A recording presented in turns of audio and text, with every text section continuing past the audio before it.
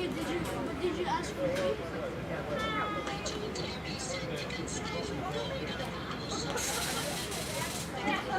Errands? For how long do you going to be out? Okay. 20?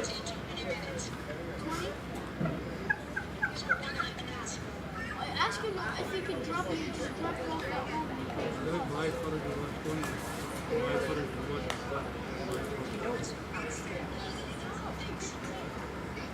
What do you mean? What do you mean? Those are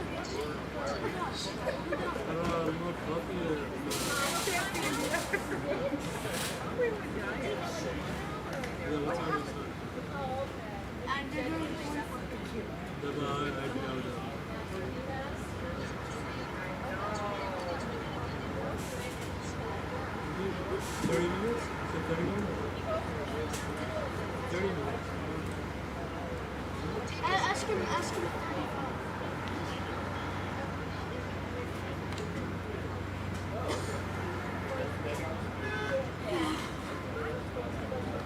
Did you write down the Bulldogs already? Yeah. Is it Jack Lee? Jack Lee. Okay. Second, I thought that said leg. I was thrown off too. Yeah. Okay. Not captain.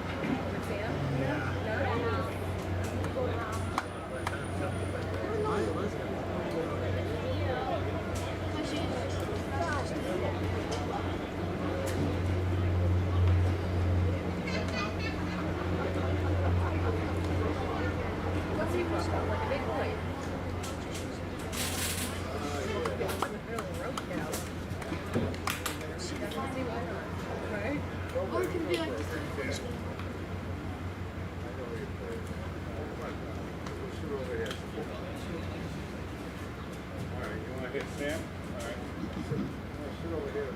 I only have one other mic. That's a first.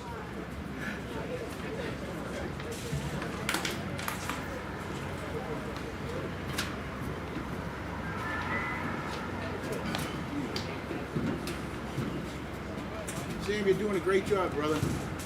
I appreciate it. Humor. I mean, yeah, I know. I have that.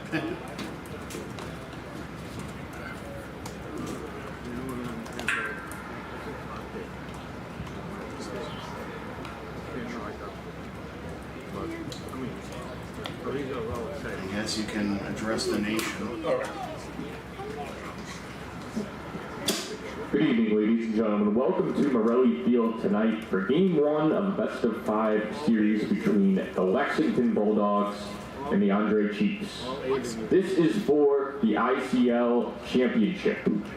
On the mound tonight for the Andre Chiefs is number 19, Michael McCarthy.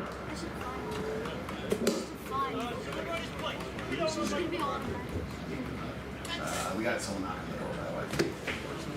Yes. Oh, hey, Jack. Thank you. Appreciate it. Oh, you're too kind. Appreciate it. I know. Keep the golden That's my brother. notes. That's my brother. He's gone. He doesn't care about baseball at all. No, I'm not gonna do it. I don't know, man. I had two roommates who whose sports knowledge did not extend past the Mighty Ducks, and they were actually pretty good sports videographers. Oh, really? Yeah, I needed help. A couple of works they were there. Nice. That's the entrance for the audience. Yeah. It's funny how that works. That's what I'm thinking. I can't imagine. You know, just keep your eye on the play and all the action. You don't need to know what's going on. Just know what's going. Know where things are happening. Right.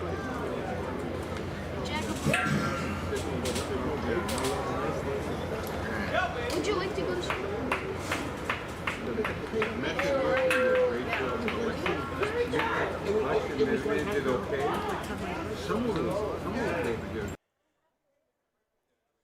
From Morelli Field at Melrose High School in Melrose, Mass. is the Intercity League Championship Series here on LSP. Tonight, for the first time ever in the Championship Series, It is the Lexington Bulldogs and the Andre Chiefs in Game 1 of this best-of-5 series.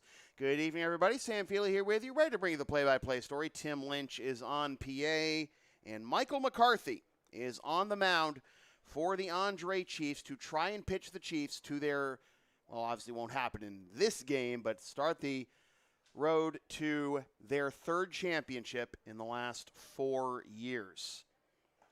Upset the Melrose Americans in the semifinals. The Bulldogs upset the Lexington Blue Sox in the semifinals, with these teams losing Game 1 before winning the next two back-to-back. To meet in the ICL Championship Series for the first time, and more on their history later on. Again, it's Michael McCarthy getting the start on the bump in Game 1 for the Andre Chiefs. 3-0 in the regular season with a .379 ERA in 20 to third innings.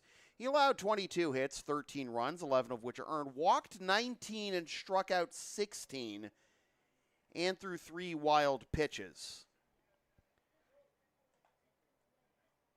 This is his first appearance of his postseason career with the Andre Chiefs.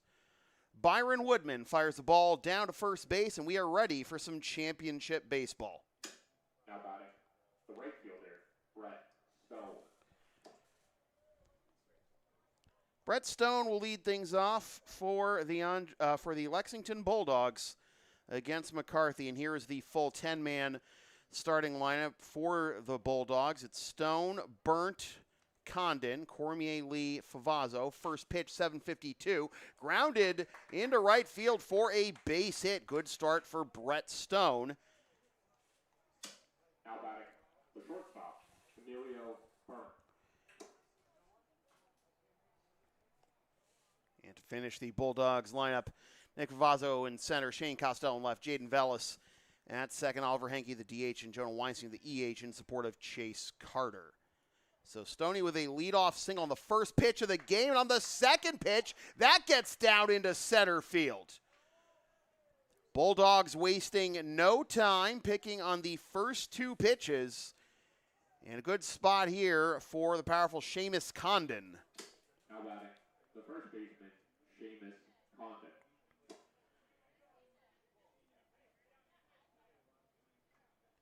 Two pitches, 2 singles, 2 runners for the Bulldogs, and here is Condon, who slashed .417, .500, .472 in the regular season. All 3 of the first pitches in this game thrown by McCarthy have been swung on. That one is fouled off for strike 1. Condon in the postseason, 4 for 12 with 2 doubles and 1 RBI. It's a double steal. Throw down to third is not in time. The Bulldogs mean business in search of their first ICL title. And now it's 1-1 with 2 runners in scoring position. Condon only has 1 RBI so far in the postseason. It came in the wild card game against the Stoneham Sabres, but we've got a pause here as Brett Stone seems to be I don't know if he's a little roughed up after, or that's Stoney, or he seems to be a little roughed up after sliding into third there. Eric Steinkraus trying to, I don't know if Stoney's, or that's not a do standing on top of the bag, and Stoney just to the left. And clearly there's an issue with the bag itself more than Stone, and obviously a cause for concern there, a player safety issue of the highest order. I mean, sure, it's natural dirt, but I don't have to worry about, the thorns of the sliding pits at Maplewood. Of course, is closed after June 30th for renovations, and not a moment too soon.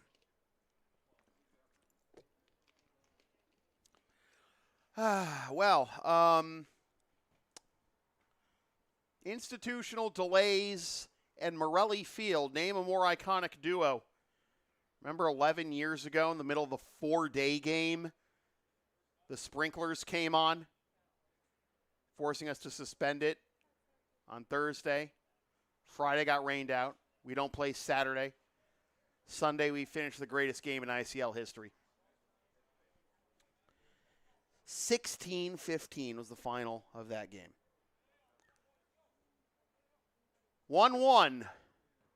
Outside, pops away from Woodman for a bit there, but now you have Condon at 2-1 hitters count after a double steal by Stone and Burnt, who had a base hit on each of the first 2 pitches of the game. In scoring position, ramping up the fastball there. That might have been off the plate, too.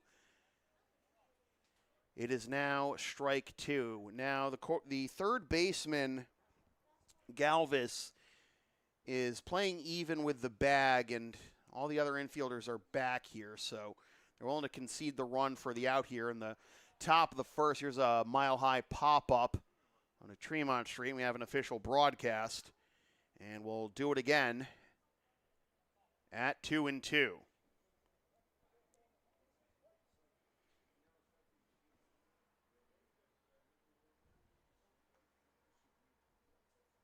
Upstairs, full count. The Andre Chiefs in the ICL Championship Series. Third time in the last 4 years. Already beaten the Blue Sox and the Expos for their 2 most recent titles. And now the bases are loaded with nobody out. Now batting, the catcher, Caleb Cormier. Here's Caleb Cormier. The bases loaded, nobody out. The Bulldogs in their second consecutive ICL Championship Series and third overall. First time facing a team other than the Blue Sox for the championship. Just eliminated the Blue Sox. Actually defeated the Blue Sox in a postseason series for the first time ever to get this far. Here's a fly ball to right center field. That is caught. Tagging from third is Stone. The throw will come to third, and no advance by Burnt there. A sac fly and an RBI gives the Bulldogs a 1-0 lead. Now batting, the third baseman, Jack Lee.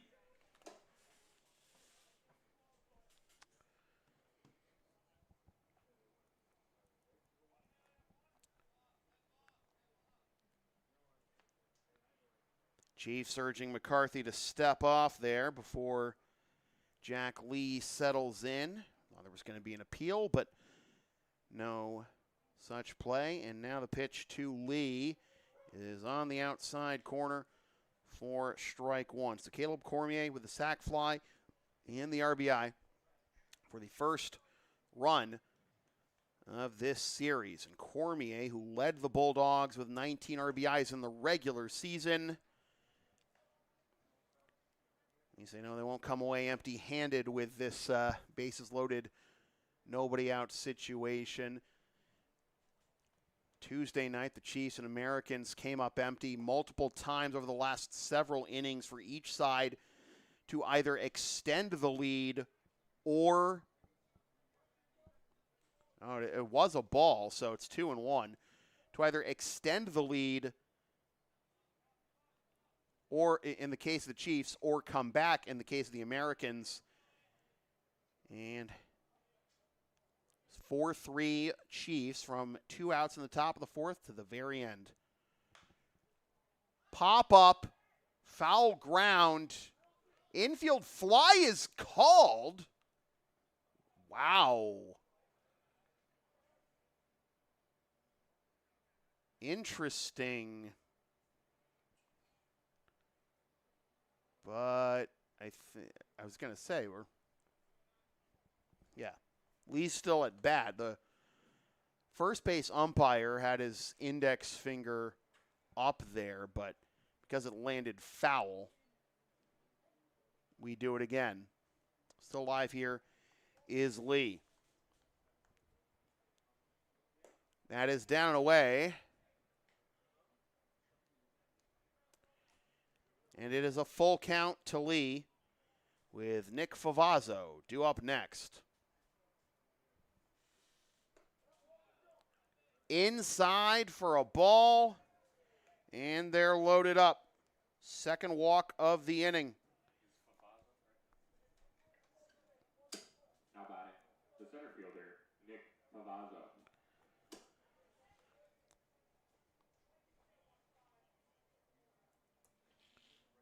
Favazzo 3 for 6 in the postseason with a double and 2 ribbies. Takes on the outside corner for strike 1.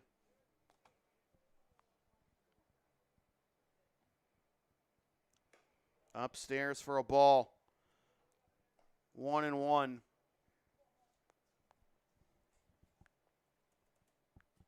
See, I was reading Matt's line. My mistake. Nick is 1 for 6 with a double and an RBI as he fouls that one off, and the count moves to 1-2. Favazzo, since 2023, a .313 hitter with the Bulldogs in 2 postseasons so far, a 1677 OPS. Last year across 4 games, 4 for 7 with 6 runs, a triple, 2 homers, 9 RBIs, 4 walks, and 2 Ks. Gets under this one, pops it up behind home plate, and Woodman's able to snow cone it. 2 down. How about it? The left fielder, Shane Costello. And now here is Shane Costello, who has come alive here in the postseason. Costello batted 2 for 21 in the regular season. And over the course of the last 2 games of the Blue Sox series, went 2 for 3 with a double, a homer, and 3 RBIs.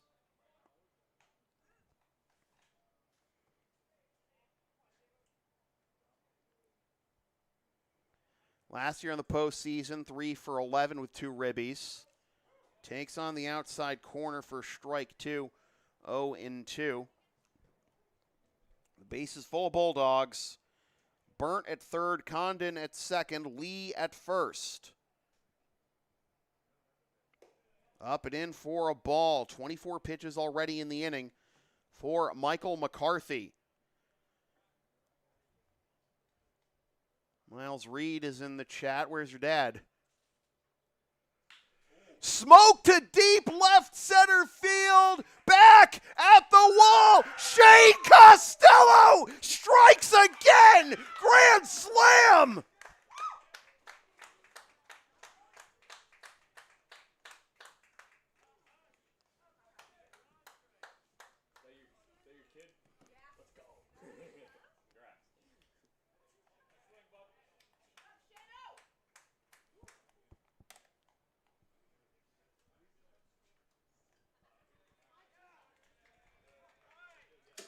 How about it? The second baseman, Jaden Bellis. Some people are just made for the postseason. I don't know what to tell you.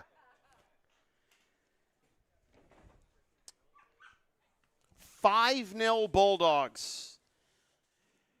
Here's Jaden Vellis taking outside. 1-0.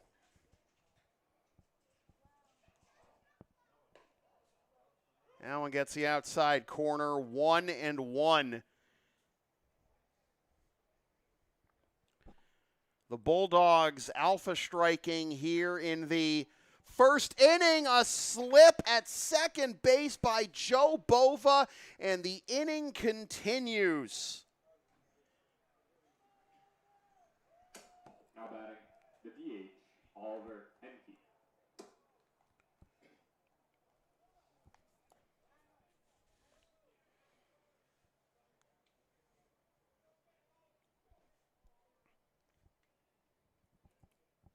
Vellis is aboard. Oliver Henke gets into this one, but it will end up being a line out to Ryan Mareshi for the out that retires the side. But before the Andre Chiefs can take one swing, they are down on one big swing by Shane Costello. 5-0. LSP and Shipping Shield are partners in cards. Shipping Shields are the eco-friendly sports and gaming card shipping protectors trusted by yours truly, made in the U.S. and Canada on 100% recyclable cardboard. Use the link and codes on the screen or in the description for a discount on your order. We may receive a commission from those orders, but we thank you for your continued support of whatever this is.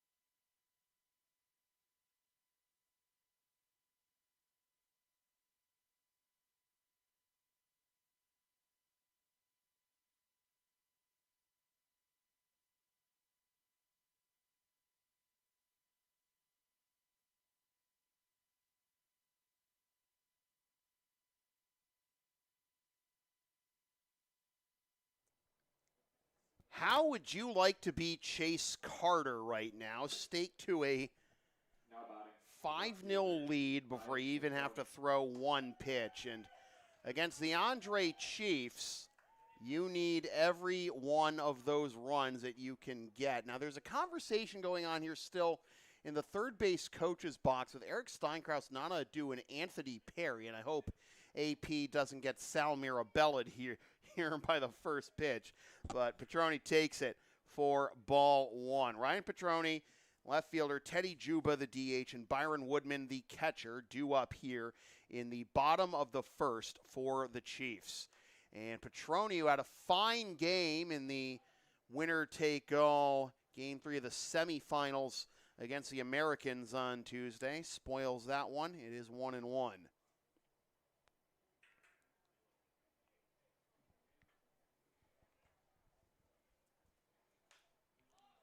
Popped up, right field, under it. Oh, he lost it. It gets past him. Petroni took a wide turn at first. Now the throw is offline. Stone lost it in the lights, but only ends up being a single for Petrone. Now batting, the DH, Teddy Juba. Here's the GOAT, Teddy Juba. 41-year-old man draws intentional walk. Squares, pulls back. It's a strike. And it is 0-1. Juba was immediately given the free pass in the top of the fourth. Next batter, Miles Reed, brought home what ended up being the game-winning run. Here's another ball. That got lost in the lights. That's two balls now into right field that have been lost in the lights. First one by Stone. That one, Stone and Favazzo getting mesmerized. Now batting, the catcher, Byron Woodman.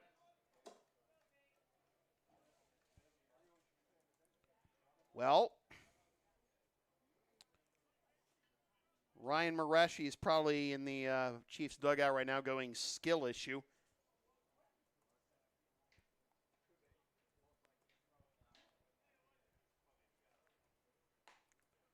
That is outside for a ball to Byron Woodman.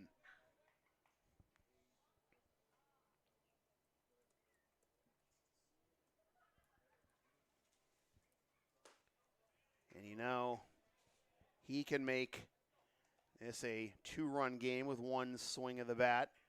then again, just about anyone in this Chiefs lineup could. Petroni heads for third. The throw is offline. Nicks off into left field, and it is a 5-1 ball game. And Juba wheels, takes second in the back door.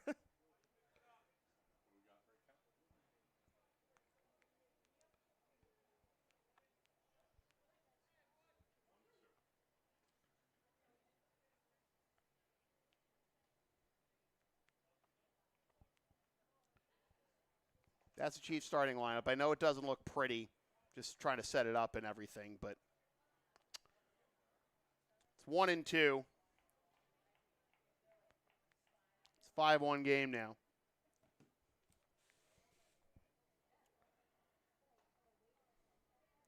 Patron with a stolen base, scores on the error. And now it is 2-2.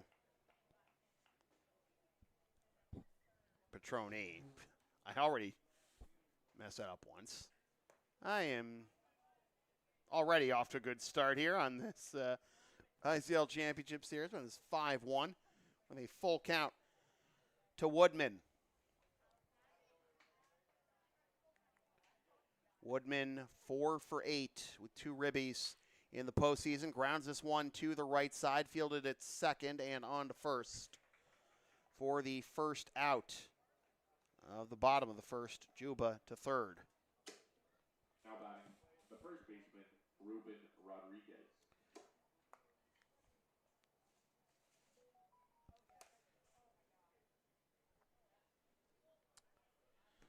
Ruben Rodriguez getting the start at first base tonight.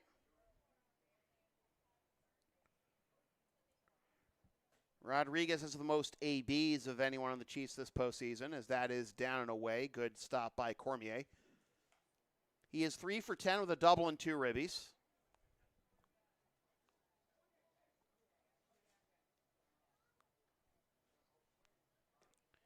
Comes up empty there. And at 0-1, it was 1-0. It is, in fact, now 1-1. Rodriguez in the regular season, 1137 OPS as he takes up and away for a ball. Hitters count for him. A regular season did not face the Bulldogs at all. And is downstairs, and it is 3-1. He played all of his games, all 5 of his games in the regular season against 4 teams.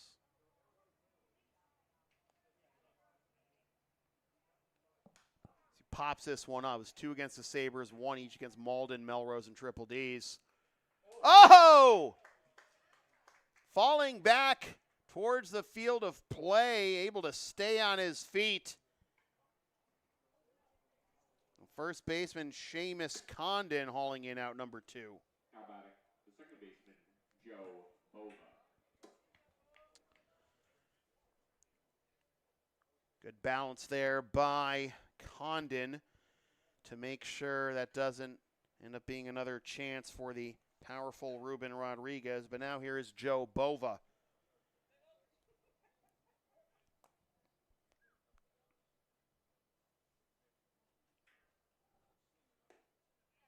Hits the inside corner for a strike. 0-1. Bova an 1152 OPS, 6 doubles, 3 homers, 13 ribbies. Downstairs. Thaddeus isn't going anywhere. 1-1. Bova's now in his 6th season with the Chiefs. Career 885 OPS. Started off his Chiefs career with 12 hits in 79 at-bats, and then has had at least 19 in each of the last 4 years. He spoils that one.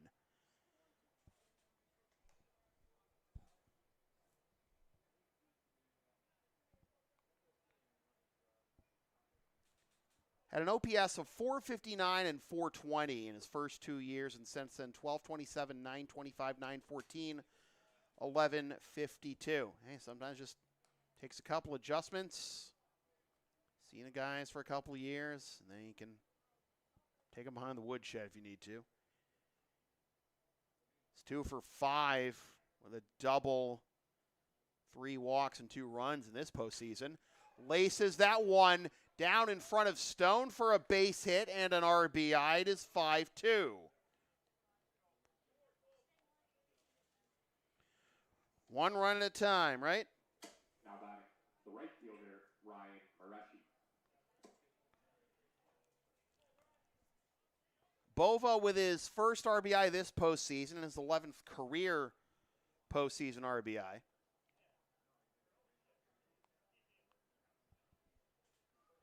And a swing and a miss by Rowan Ostman for strike 1. Teddy Juba has just scored career postseason run across all the Boston Amateur Leagues, number 174.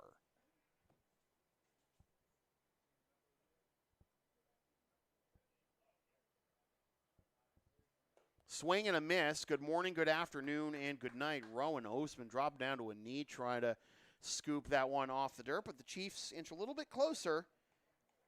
Right off the bat, 5-2 after 1. Buckle up, folks. This is going to be a fun one. Bryan Team Sales is the official jersey provider of LSP since 1867. Bryan is America's oldest family-owned sporting goods and custom apparel provider with a wide variety of quality brands to choose from, including Under Armour, Bauer, Mizuno, Rawlings, and more. Use the promo code Brian's Love Sports for 20% off all regular price in-stock items at BryanTeamSales.com.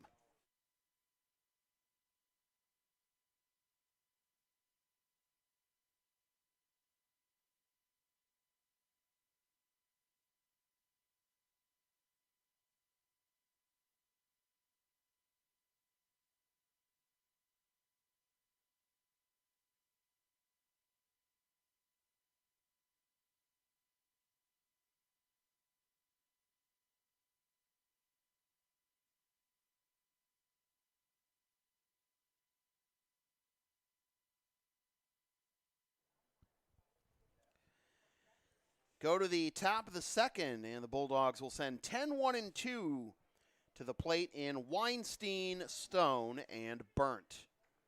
You have to wonder how different this inning could be. Now batting the extra hitter, Jonah Weinstein.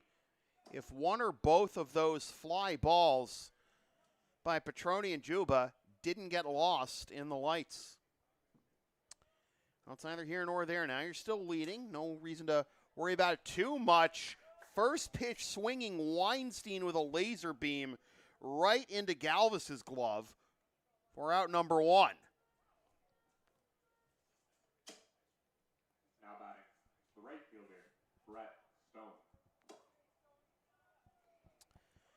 Stone with a base hit, stolen base, and a run scored in the first inning. And McCarthy can't float that one to the top of the zone. It is ball 1. Big blow in this game so far is Shane Costello with a grand slam to make it 5-0 after half an inning. Stoney gets under this one into right field, and oh my goodness, do we have another ball lost in the lights? Mareshi couldn't find it. Stoney's on his way to third. Well, we know what the name of the game is, right? Just hit it to the right side. Stay back if you're a righty. Now batting the shortstop, Emilio Burnt. Stay back if you're a righty. Pull side if you're a lefty. Get in front of it. Boy. Look, I said as the funny third option, why would you not vote chaos? And the who you got poll, that is. Grounder left side. Quickly 0-2 to Burnt.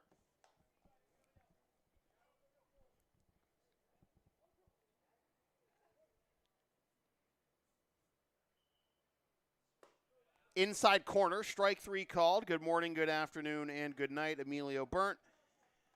And now 2 down. Now batting, the first baseman, Seamus Condon. First strikeout of the night for McCarthy, and it's up to Condon to try to cash in on Stone's triple. Condon with a walk and then scored on Costello's grand slam, takes a strike on the outside corner, 0-1.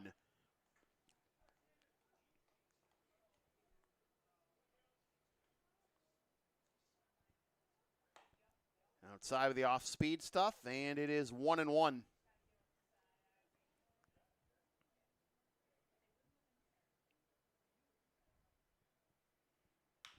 Grounder right side. Petroni has to do Bove has to do a plie there to haul that one in and gets the out at first to retire the side without any damage done by the Bulldogs.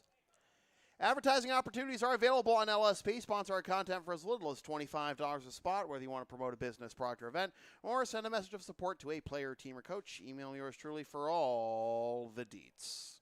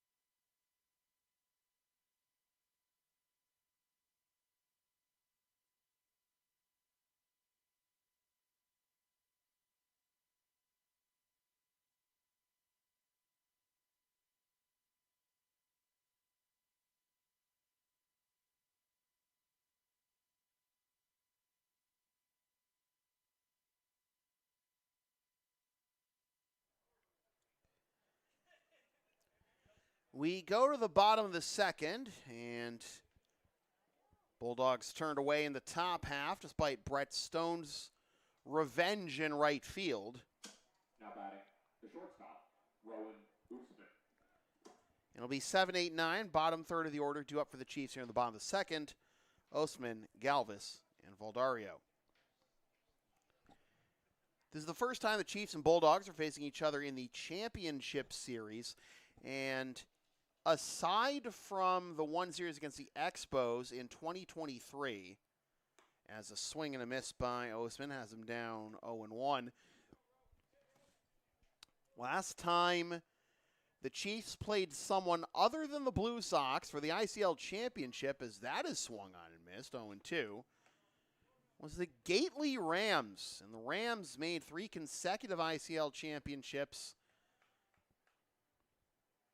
facing the Blue Sox and the Chiefs in that span. That was 2001 that the Chiefs faced the Rams. But good morning, good afternoon, and good night, Rowan Oostman. 1 up, 1 down.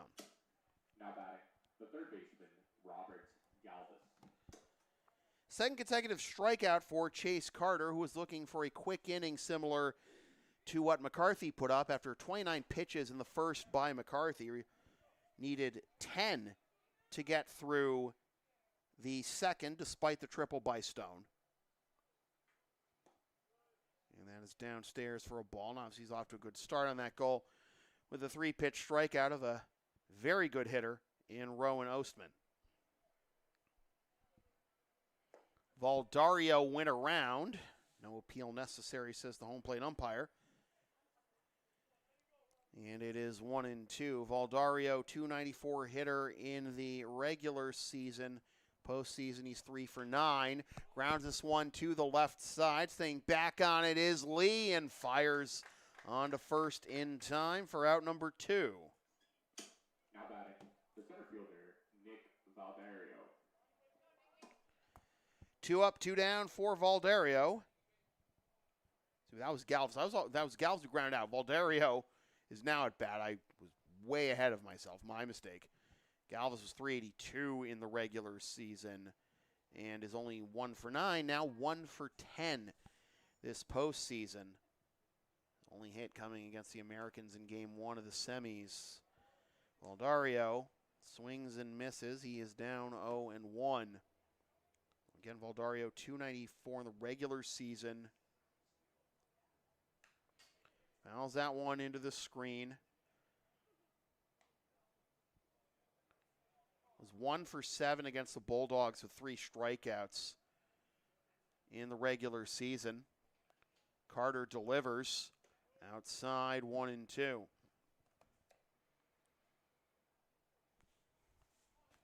Carter was the Bulldogs' best pitcher in the regular season. 8 appearances, a .180 ERA, 3-2 record in 35 innings. I'll be fouled off on Linfells Parkway. 31 innings, 10 runs, 9 of which are earned. 31 hits, rather. 10 runs, 9 of which are earned. Walked 13, struck out 45. Swing and a miss.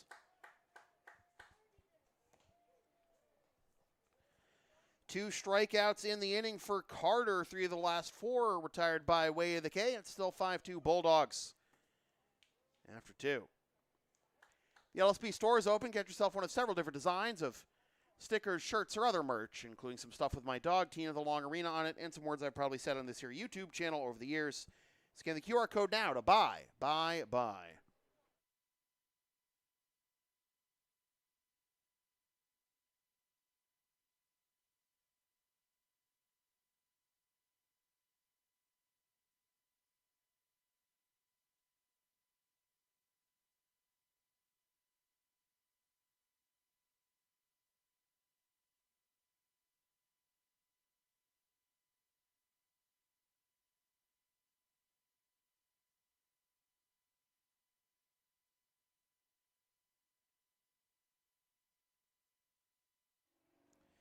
As we go to the top of the third, Jacob Mercier in the chat saying none of these clowns can hit Chase Carter. Well, Carter's definitely off to a better start than his one appearance against the Chiefs in the regular season. Now batting, the catcher, Caleb Cormier. He took the L against the Chiefs on opening night, May 26th. Went 3 innings, allowed 7 hits, 4 earned runs, walked 1, struck out 4, and surrendered 1 home run, which happened to be the only home run he surrendered in the regular season, for what it's worth. So Cormier, Lee, and Favazzo do up here in the top of the third for the Bulldogs, and Cormier with a sac fly to bring home the first run of the ball game back in the first. Is ahead 2-0. Smokes this one into left center field. That'll get down for a base hit. And a good turn and throw by the left fielder, Petroni, will hold him to a single. Now batting, the third baseman, Jack Lee.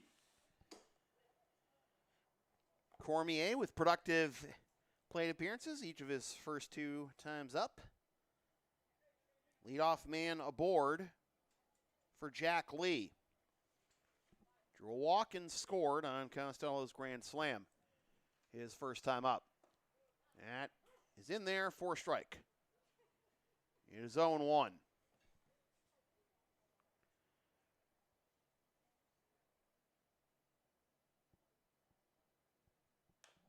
Grounder foul. Watch out, Nana. 0-2. Might have been a little concerning if you were a Bulldogs fan and didn't see Carter in the postseason to this point. Grounder to short. He'll only be able to get the out at first if they can, and they do with the nice pick by Rodriguez. It works as a sacrifice, and there's 1 down for Nick Favazzo. Now batting, the center fielder, Nick Favazzo. Carter, before tonight, his last appearance was almost a month ago, July 15th. And here he is, keeping the Bulldogs in front 5-2, and now the Bulldogs offense looking to extend that, but that is a strike. Looked to be a bit outside, and I don't think Favazzo went around, but it is 0-1. Favazzo Hit a pop-up to the catcher, Woodman, that he snow-coned. And that looked like doom for the Bulldogs after they had loaded the bases. Already had one home, but the man on deck quelled those fears. And it looks like Favazzo's going to quell those fears again here. Base hit into center. Throw is not in time. Well, that play ended up being a lot closer than I thought it would be, but it's an RBI single. It is 6-2, and now here comes the Shane Costello show. Now batting the left fielder, Shane Costello. I don't know. Can you have an encore in the third inning? Well, I guess we're about to find out. Costello with the grand slam. His first time up to continue this absurd stretch he's on. Oh, man, that would have been a pitch to hit, too. And what do I know? That's why I'm up here, right? 0-1. Again, this guy went 2 for 21 in the regular season, and he's 3 for his last 4 now. Comes up empty there. 0-2. 2 homers, 1 double, and now 7 RBI. That was after he went 0 for 2 against the Blue Sox in Game 1. His 2-run home run in Game 2 of the semis put that one out of reach. Just at a leisurely pinch hit RBI double in Game 3 to put the exclamation point on that dub. Send the Bulldogs to their second consecutive ICL Championship Series, still looking for their first title. Both their previous appearances, they lost in sweeps to the Blue Sox. They're just looking for their first win in the ICL Championship Series, but you know that's not all they'll be content with. No team is just happy to be here in a championship series. Let's be real. And especially over the last 20 years have been dominated by the Blue Sox and Chiefs. Anytime another team can get this close to a ship, you know they want to go all out to get it. The Expos got there. They got to 3 consecutive championship series, in fact. 1-1 in 2022. These are their first 3 years in the league, too. Costello, did he do it again? No, he was just out in front of it. But it's a good job keeping this AB alive. Certainly, if you've seen the last couple of foul balls on top of that. In fairness, it didn't have the distance either. But he can sneak that one down the corner. And, you know, with Favazzo, a center fielder at first, you might have the wheels to bring him all the way home, too. But a good piece. But we'll do it again at 1-2.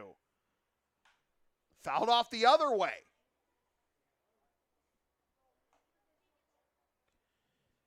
Listen, even if Costello doesn't get on base out of this, never discount the value of ABs like this. Making the pitcher work, wearing him down. The other way again, but again, foul. It is a frustrating spot to be in if you're a pitcher. Costello's on a heater, and you can't just put one on a platter for him. Runner goes. Grounder, left side, snared nicely by Galvis, will get the out. After all that, Favazzo gets to second. Now batting the second baseman, Jaden Vela. But again, you know, works as a sacrifice, just as Lee's ground out did. And now Velas has a chance to cash in.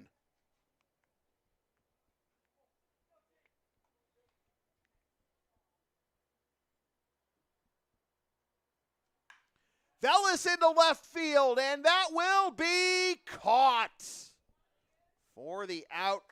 That retires the side. Well, the Bulldogs tonight certainly not afraid of the first pitch from McCarthy, and they've got some real good swings off of him through the first 3 innings. They do extend the lead up to 4 with Favazzo's RBI single and lead 6-2 after 2.5. Are you down with a sound called LSP? Of course you are. Then follow and support us on the web. Linktree, Facebook, YouTube. Don't forget to subscribe. Flash subscribe button. Membership's also available for $5 a month. PayPal and Creator Spring, LSP 37. Try it with your friends.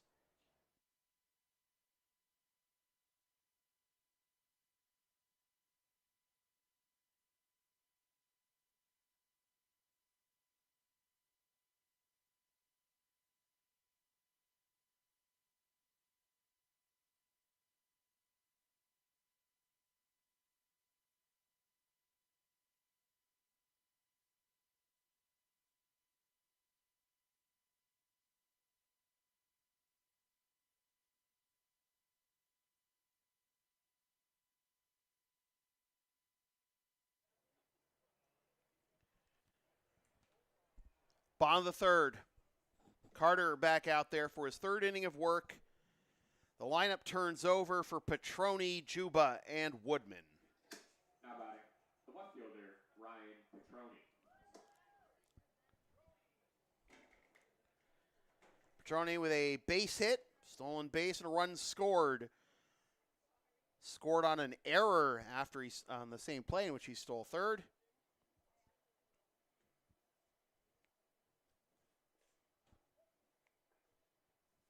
And hoping to spark another Chiefs rally here after they fell behind 5-0 after half an inning. Got 2 in the bottom of the first. And it was a wash in the second with both teams putting up goose eggs.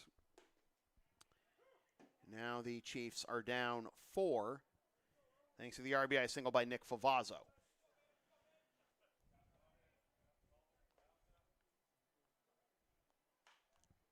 Fouled off on Linfels Parkway. 1-2.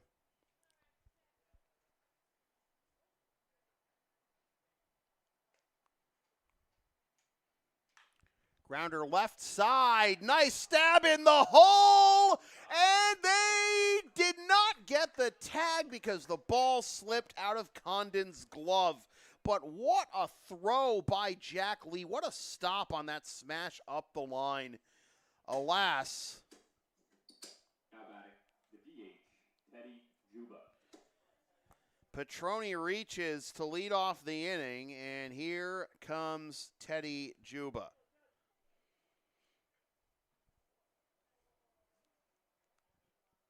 Woo! To the backstop. Ricochets back towards the Chiefs' dugout. On the first base side, it is 1-0. And Petroni is in scoring position.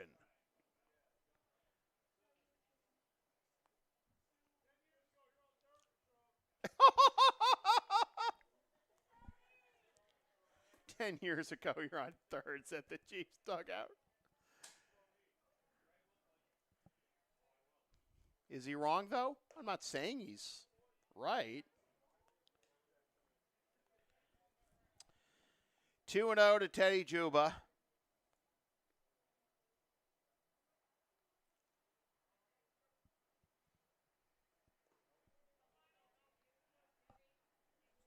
Three and 0. They still want no part of this man, it seems. Nobody does. Nobody ever has.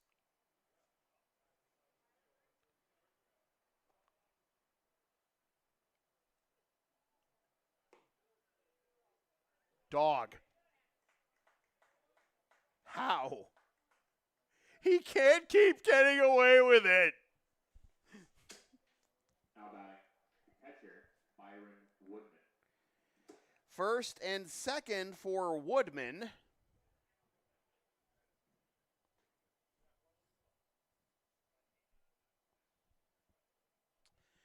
First time the Bulldogs got to the Interstate League Championship Series was at the expense of the Chiefs in the semifinals in 2017. That was the first time since 2010 that the ICL championship was not contested between the Blue Sox and the Chiefs. Appeal, no swing. It is 1-1. The Bulldogs won the first 2 games of that series, 6-2 and 6-4, where the Chiefs came back to tie it. Here's a grounder to short, flip to second, on to first, double play. So it's now 2 down, runner at third on the 6-4-3 off the bat of Woodman. Now batting, the first baseman, Ruben Rodriguez. Again, the Chiefs came back to tie that semifinal in 2017 with wins in games 3 and 4 by scores of 8-5 and 9-2. Here's a grounder by Rodriguez. That will be a foul ball for strike 1. And the Bulldogs scored 1 run in every inning from the 2nd through the 6th to upset the Chiefs, defeat Jared Frenny, and advance to the ICL Championship Series. Now, the Bulldogs got swept in that championship series. Franchise's first appearance getting that far. Against one of the greatest offensive Lexington Blue Sox teams of all time. Here's a wild pitch to the backstop, and in to score is Petroni. 2 wild pitches in the inning bring home run number 3. And you get 1 and 2 and inch the Chiefs a little closer, back within 3. That was one of the greatest Blue Sox teams of all time. If you ask Rick DeAngelis, as a team, they posted an .806 OPS, hit the most home runs in the league, scored the most runs. And the Bulldogs,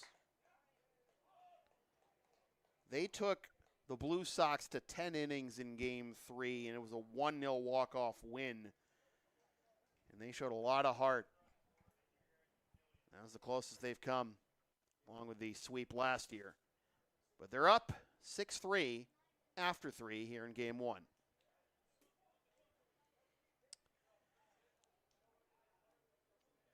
LSP and Shipping Shield are partners in card. Shipping Shields are the eco-friendly sports and gaming card shipping protectors trusted by yours truly. Made in the U.S. and Canada on 100% recyclable cardboard. Use the link and codes on the screen or in the description for a discount on your order. We may receive a commission from those orders, but we thank you for your continued support of whatever this is.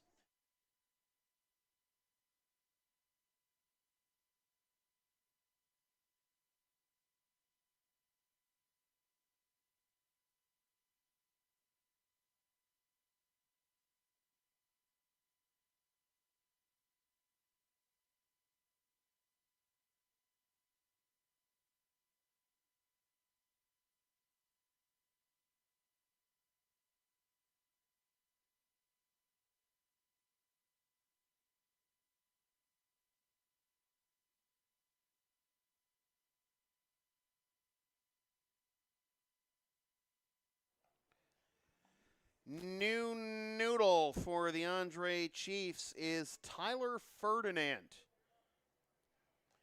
And Ferdinand is making his first pitching appearance of 2026.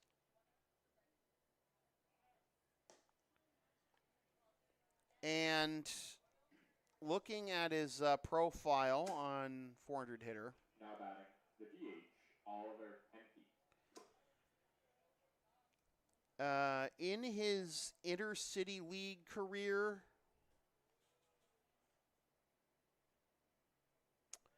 he has a total 4 2/3 innings pitched. So,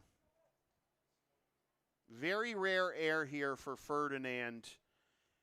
Being called in to try and keep the Bulldogs at arm's length in a 3-run deficit in Game 1 as it's fouled out of play. It'll be 1-1 to Oliver Henke, who flew out to right his first time up to end the first. Most innings that Ferdinand has pitched in a season is 2, and they were in 1 game for the Alabrandies in 2021. That's as far as the Intercity League is concerned. He has a career record of 6-13 with 3 saves and a 4.33 ERA in the MABL. Dates back to 2012. This year in the MABL, he was 0-1 in 10 innings with a 7.20. That runs too far inside, and it's a full count. Most innings he's pitched in a single season in one league was 29 in 2014 for the Red Sox, the MABL. Here's a grounder to second. Bova's got it. On to first. 1 down.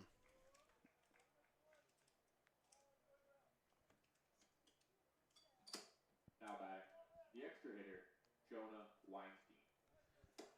My father always asked me, how do you pull up these stats so easily? And I say, it's called the Intercity League website, sweetie. Look it up. I don't literally call my father sweetie. Don't get any ideas. It's a joke, kid. Here's Jonah Weinstein. Takes down and away for a ball. Weinstein with a rocket to third base his first time up. That was snared by Galvis. That's on the outside corner for strike 1. 1-1.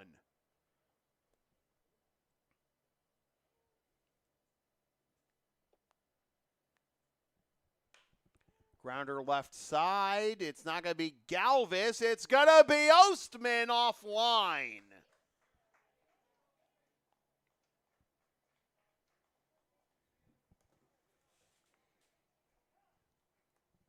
Lineup turns over for Brett Stone. How about it? The right fielder, Brett Stone. Stone's had an adventure tonight. Singled, stole third, and scored in the first. Lost 2 balls in the lights in the bottom of the first on defense. And then hit a triple in the second as a pickoff attempt is unsuccessful on Weinstein. Then hit a triple in the second to right field. Basically told Ryan Mareshi, see how you like it. The Bulldogs couldn't bring him home. That bounces away from Woodman, who keeps his eyes on Weinstein, and he stays put. Ball 1.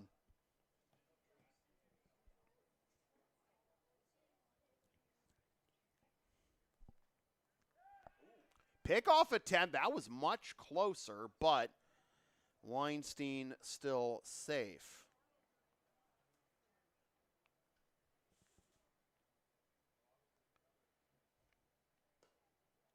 Down and away for a ball.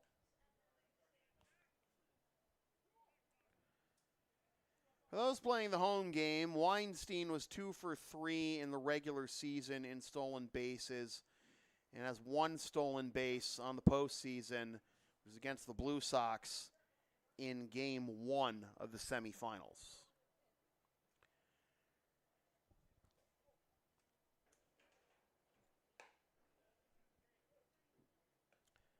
Three and 1 to Stone with Emilio Burnt due up next. 1 out here in the top of the 4th. A 6-3 ball game. The difference currently, Shane Costello's first inning grand slam. A swing and a miss to make it 3-2. That is Costello's 3rd hit in the last 3 games. All of them for extra bases. 2 home runs and a double. 7 ribbies. Here's a fly ball into center field. Valdario's got it. Throw back to first. Play got a little closer there than maybe you would like if you're a Bulldogs fan. Ends up being offline. There are 2 down. Now batting, the shortstop, Emilio Burnt. So let's see what Burnt can do here. Single, stolen base, and a run scored in the first. Strikeout looking in the second. He was the only strikeout victim of Michael McCarthy. It's down and away a tertiary lead by Weinstein there. And he doesn't end up going. Boy.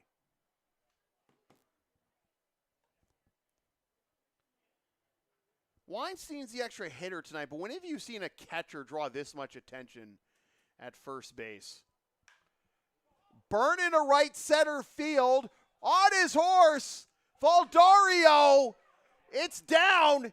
Extra bases. Here comes Weinstein, 7-3.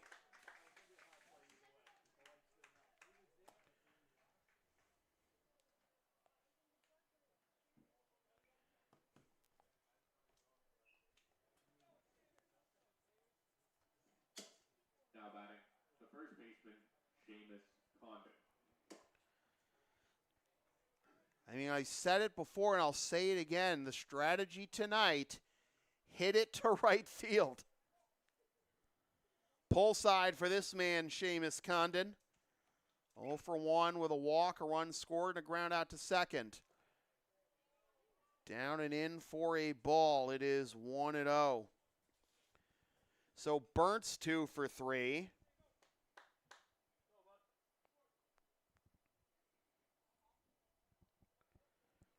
Condon 972 OPS in the regular season. 885 through the first 4 postseason games. Comes up empty there, 1-1. 4 for 12 with 2 doubles. 3 for 7 in the wins over the Blue Sox in the semis. That is once again down and in. And it is 2-1.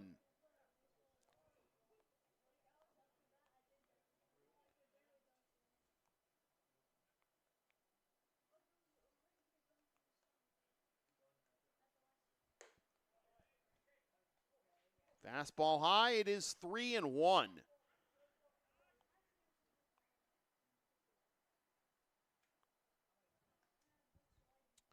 Caleb Cormier due up next, and Ferdinand's going to spin and look back at second, and Burnt not going anywhere.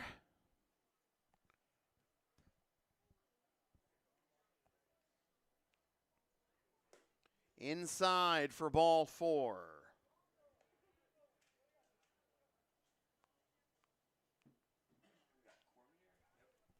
Here's Cormier. Now batting, the catcher, Caleb Cormier. Second walk drawn by Condon. Cormier sac fly and an RBI in the first, base hit, and a run scored in the third. Every batter in the Bulldogs starting lineup has reached base at least once, except for Oliver Hankey. Sorry, Oliver. 1-0 is the count to Cormier. 2-0 is the count to Cormier. Trying to see right now. I don't know if you really could go out in the bullpen to warm up if you're the Chiefs. As that plunks him. Now, if you're having trouble with the lights in right field, what good? How much are we going to have in the bullpen if you're not getting enough illumination? But the bases are loaded. Now batting, the third baseman, Jack Lee. So here's Lee. 3 consecutive 2-out base runners. 1 run home to tack on the extra point for the Bulldogs. And looking for more. Lee takes strike 1. Lee walking a run scored in the first. Ground out to short in the third. 1-1.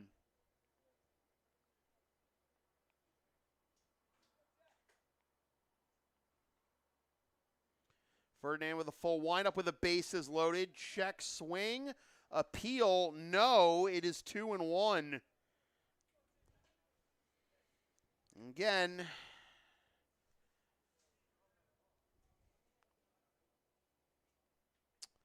Can't just put one on a plate here. Outside corner, strike 2. Bases full of Bulldogs with Burnt at third, Condon at second, and Cormier at first. And a swing and a miss. Huge out there. Huge strikeout recorded by Ferdinand. Only the 1 run scores, and the Bulldogs leave the bases loaded halfway home. 7-3 Bulldogs. Brine Team Sales is the official jersey provider of LSP. Since 1867, Brine is America's oldest family-owned sporting goods and custom apparel provider with plenty of high-quality brands to choose from, including Under Armour, Bauer, Mizuno, Rawlings, and more. Use the promo code BrinesLoveSports for 20% off regular price in-stock items at BrineTeamSales.com.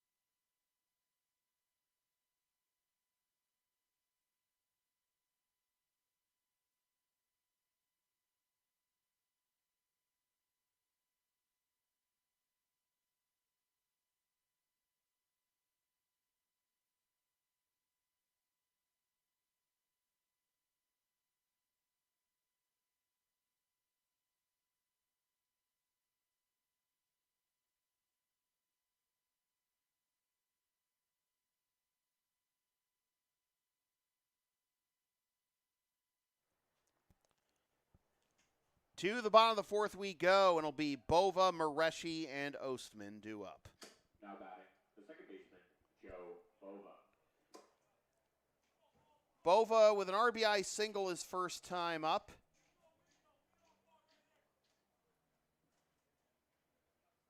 Carter back out there for his 4th inning of work, and a swing and a miss by Bova for strike number 1. Carter's gotten through the first 3 innings, allowing 3 runs with 3 strikeouts. Casey Carter, thank you so much for the membership. You can help provide whatever this is. It's a low for ball 2. It is 2-1.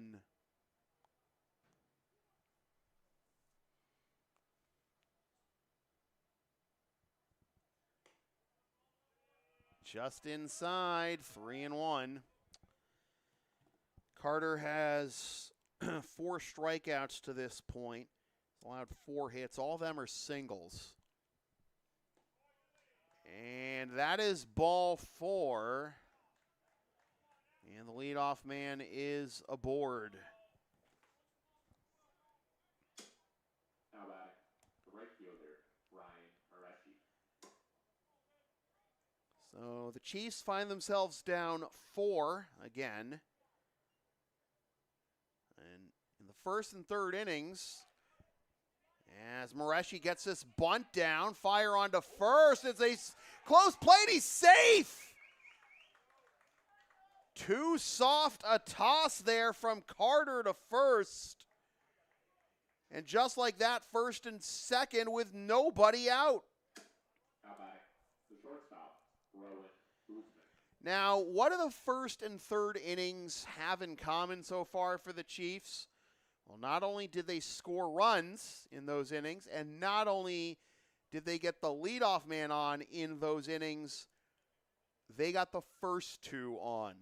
So maybe something's brewing here for Andre. Outside, nice backhand stab by Cormier to prevent that from going to the backstop and potentially making it second and third with nobody out and eliminating any consideration for the sac bunt for Ostman. Such a good hitter. He's not giving himself up here And he takes down and in, and it is 2-0. Ostman, absurd numbers in the regular season as that misses down and away, and Carter is definitely starting to get frustrated. Ostman had an OPS of 13-15 in the regular season, but he didn't pick up his first 2 hits of the postseason until Game 3 Tuesday night. He's 2 for 8. That one hits the inside corner for strike 1, 3-1. So he struck out. He was 0 for 3 with 3 strikeouts in Game 1. He struck out 5 times in the semis. He struck out 13 times in 54 at-bats in the regular season. So far, he struck out 6 times in 9 at-bats in the postseason. A full count to Ostman with Galvis due up next. Fly ball, shallow right. We know how dangerous this has been tonight. Stoney didn't get it. They'll fire to second, and they got the force.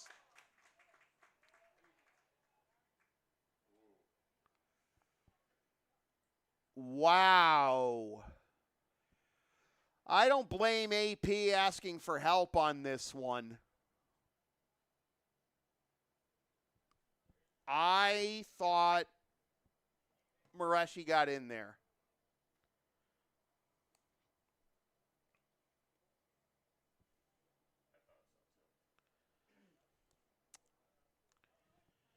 As it stands right now, it is runners at the corners, 1 out. But we could be looking at bases loaded, nobody out for Roberts Galvis.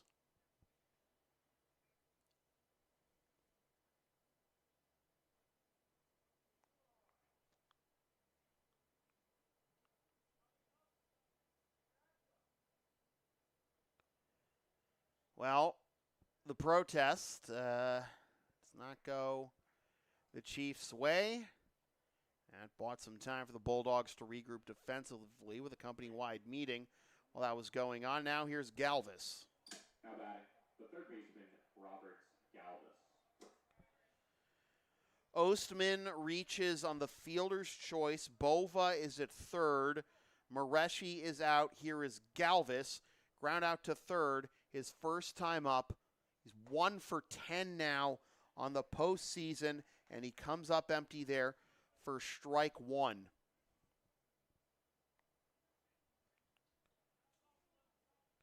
This one hit came in the Game 1 loss to the Americans.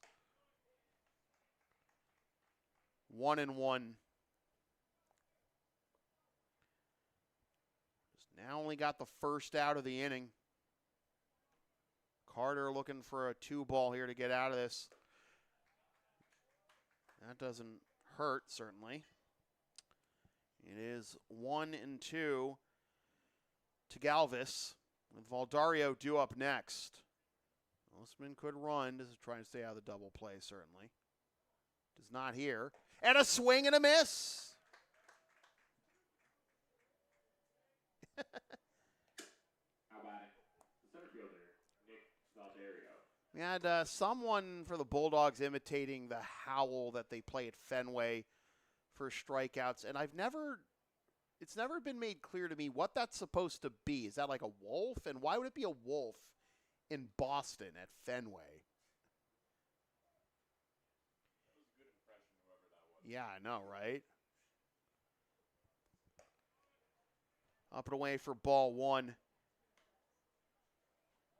The Boston Bruins goal call at TD Garden is always punctuated by a Ric Flair woo, but for many years, people thought it was Jim Martin doing a spot-on Ric Flair impersonation. The Yankee strikeout sound is actually part of a jingle for one of their longtime sponsors. You know, that little dun-dun-dun-dun-dun, the whistle thing. I certainly can't do it. I cannot whistle to save my life. Well, I mean, okay, yeah, I can whistle, but not quite that well, to do the Yankee strikeouts out. Anyways, 1-2 to Valderio, who struck out already, and he strikes out here. Chase Carter. 2 Ks in the inning, up to 6 on the night, and it is still 7-3 Bulldogs. Advertising opportunities are available on LSP. Sponsor our content for as little as 75. I was reading the pitch count for Chase. $25 a spot, whether you want to promote a business, product, or event, or send a message of support to a player, team, or coach. Email yours truly for all the deets.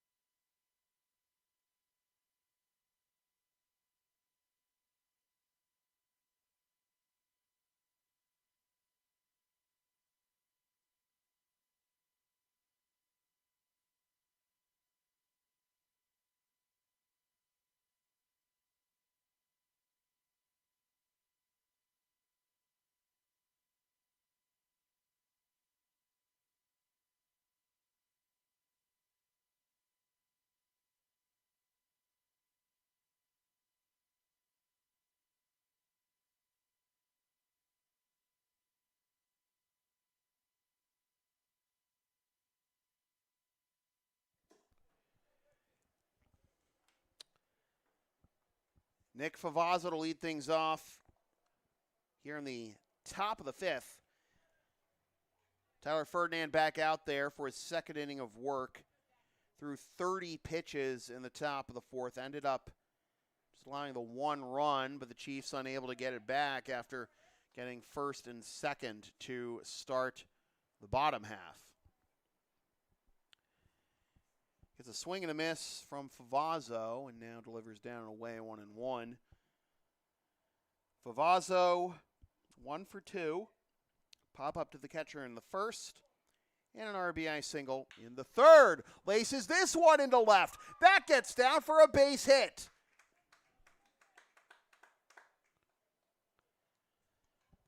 Favazzo 2 for 3, and here comes Shane Costello. Now batting the left fielder, Shane Costello.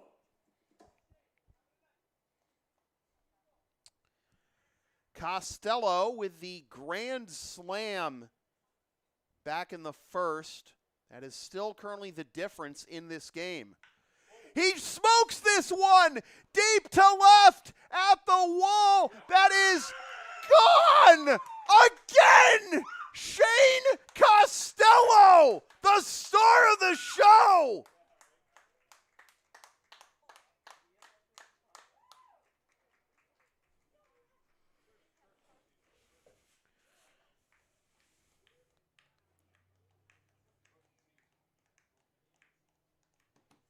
I'll have what he's having. 2 for 3. Now batting the second baseman, Jaden Vellis. 2 homers, 6 ribbies.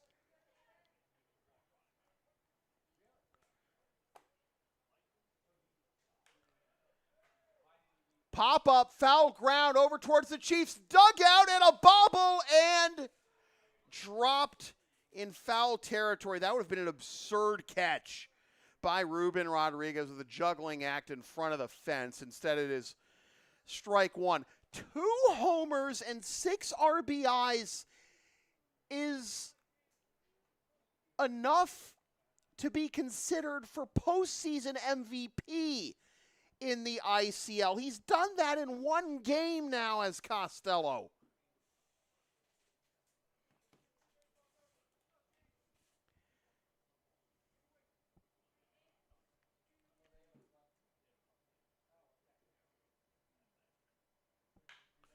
This is driven into left center by Vellis. But that is caught. My goodness, the Bulldogs are seeing everything tonight. The Chiefs lucky to get an out there.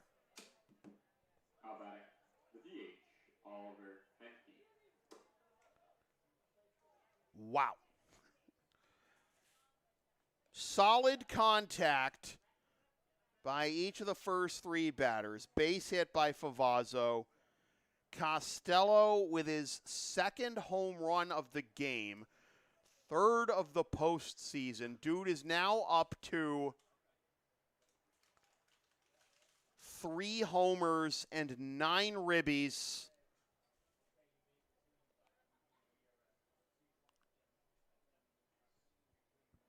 Hankey's behind 0-1. Just too far out in front of that one, and it is 0-2.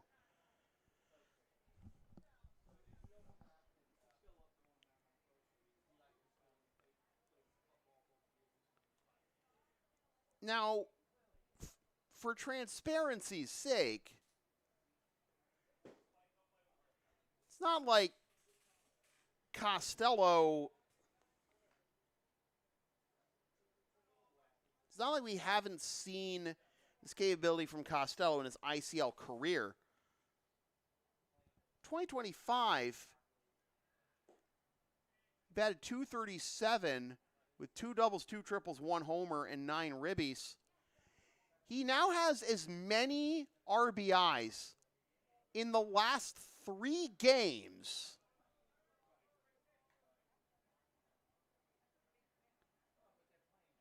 as he has for his career high in any one season with the Bulldogs. He has 9 RBIs in his last 3 games. His career high is 9, which he did in 2023 and 2025.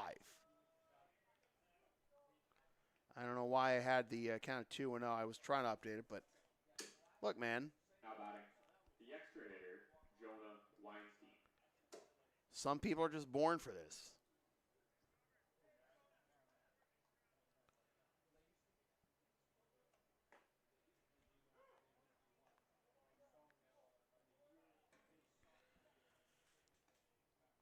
Hankey is now 0 for 3. He is still the only member of the Bulldogs starting lineup who has yet to reach base. It is 1-1 now to Weinstein. Base hit and a run scored last inning. Oh, my goodness. 2-1.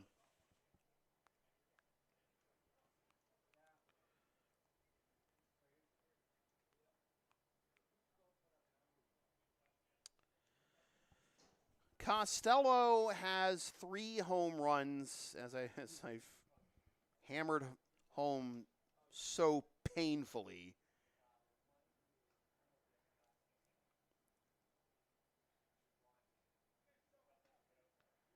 No team hit 3 home runs in the postseason last year.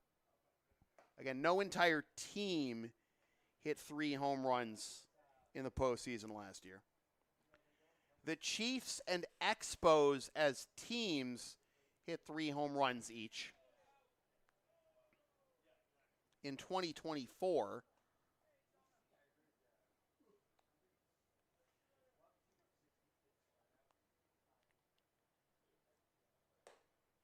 That is outside for ball 4, and that turns the lineup over for Stone. Now batting, the right fielder, Brett Stone. Stone is 2 for 3. Single, stolen base, and a run scored in the first, triple in the second, fly out to center in the fourth. Runs inside for a ball. It is 1-0. You all right over there, Tim? Don't die on me, man. Well, just saying that killed this video in the algorithm, and so did saying that.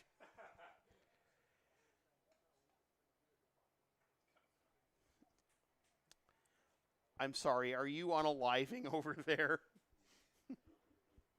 2-1. I, for one, welcome our new computer overlords. Grounder, first base side, but that is foul for strike 2.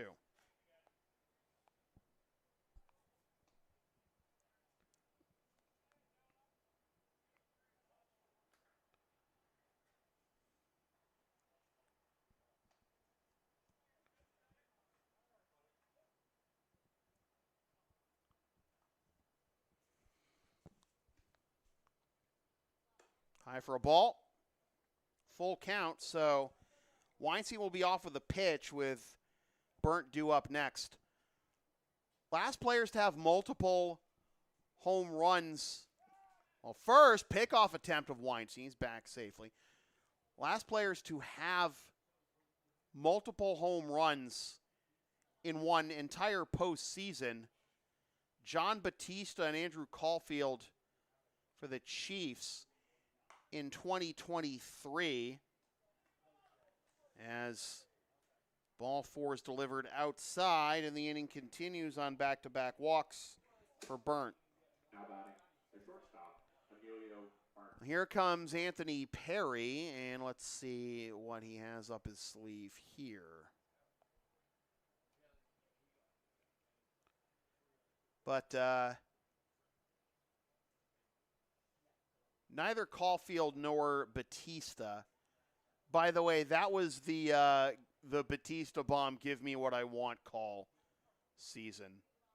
Was it? No, wait. No, that was the I can't. Trying to do the math right. Yeah, that was the one because it was against the Expos, right? It was like 22, 23. No.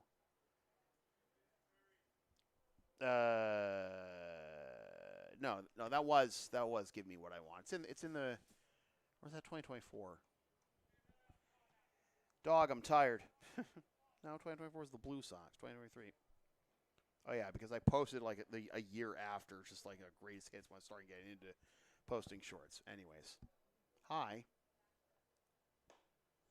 runs inside for a ball to Burnt, who is 2 for 3. Single, steal, and run scored in the first. Strikeout looking in the second.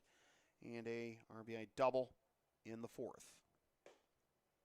Back pick and nearly sailed up the line, but able to haul that one in is Rodriguez, and it is 2-0.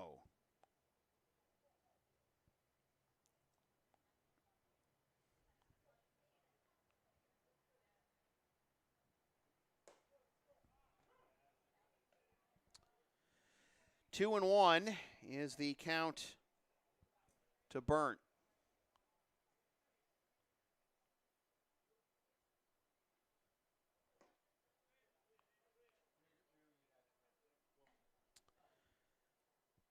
Three and 1 with Condon due up next.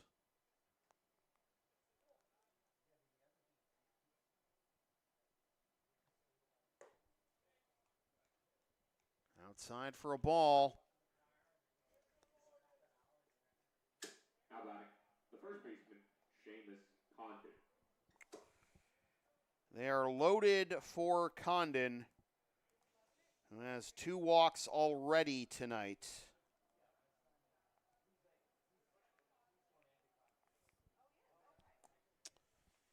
Just trying to find for you folks the oh, here's a ball that gets to the backstop, and the throw to the plate is not in time. Wild pitch, and it's 10-3 Bulldogs. Weinstein scores.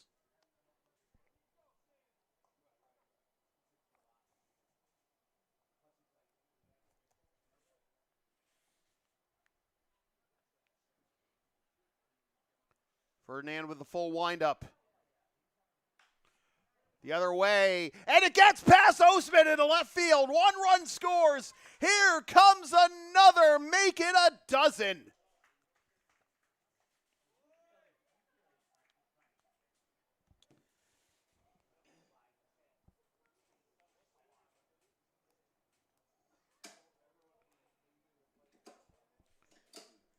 Now batting, the catcher, Caleb Cormier.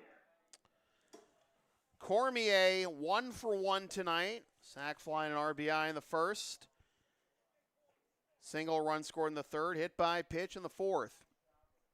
But first, Anthony Perry is going to come and get Tyler Ferdinand, who can't complete 2 full innings. 61 pitches. He will give way to A.J. Rourke, who got the 2-inning save on Tuesday night.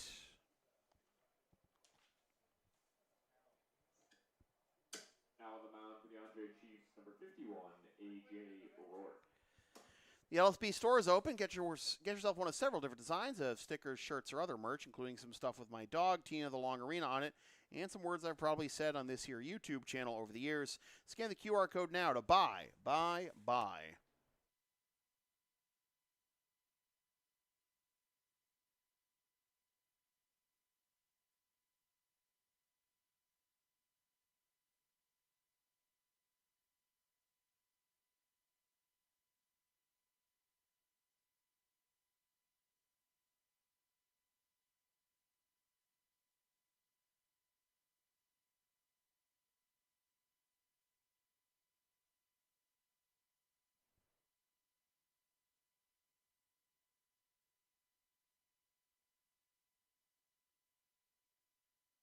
So I completely whiffed on the stat I had on the last player to have multiple home runs in a single postseason. That was actually a Bulldog last year, Nick Favazzo. So mad apologies to him. And apparently he's passed on that gene to one Shane Costello this year. Favazzo in 4 games in the postseason last year was 4 for 7 with a triple, 2 homers, 9 RBIs, and 4 walks. He had a slug, just a slugging percentage, never mind OPS, of 17-14.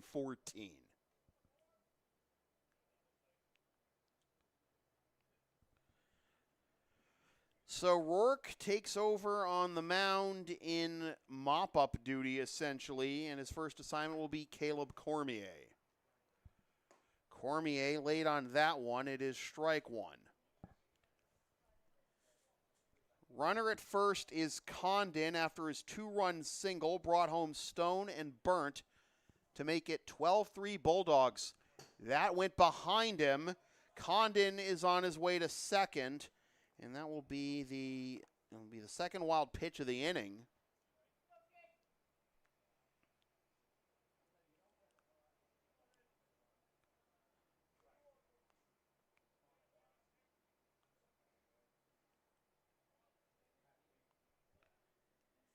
And it is 1-1.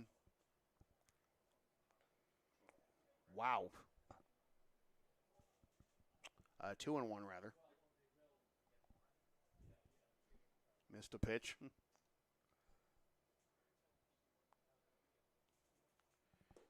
Check, swing, appeal, no.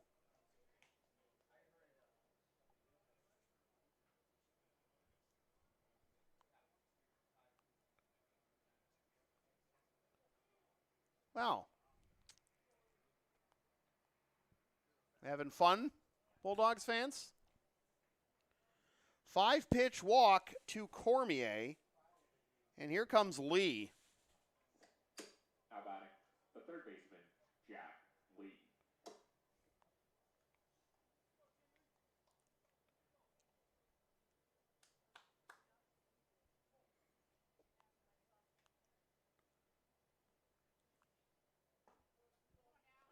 Outside corner for strike 1 to Lee, who is 0 for 2. Walking a run scored, a ground out to short, and a strikeout.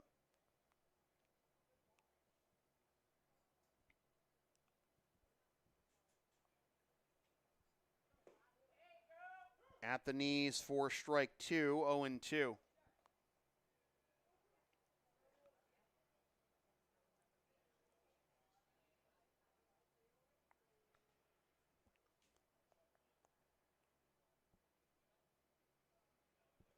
Bounces to the plate and then caroms over towards the Bulldogs dugout. A wide turn at third by Condon.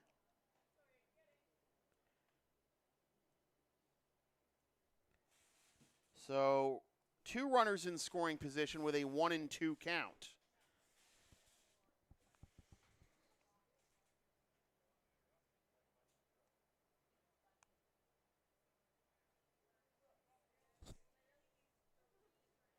Trying to dig through the Intercity League archives here to find the last time At least since 2006, had a player hit 2 home runs in one postseason game. Check swing down and away. 2-2. Because you can go entire postseasons, like all the way to the championship series, without hitting 2 or 3 home runs as a team. Inside, the Chiefs thought that was strike 3. And the bad news there, we play on. A full count with Nick Favazzo due up next. Ball 4. The bases are loaded once again.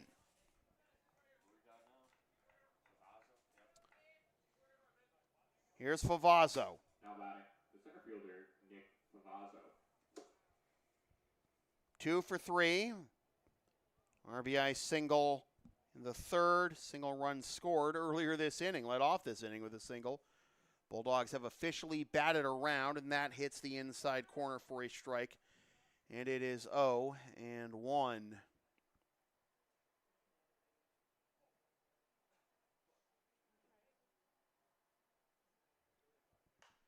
Fouls that one off the other way, and it'll be 0-2.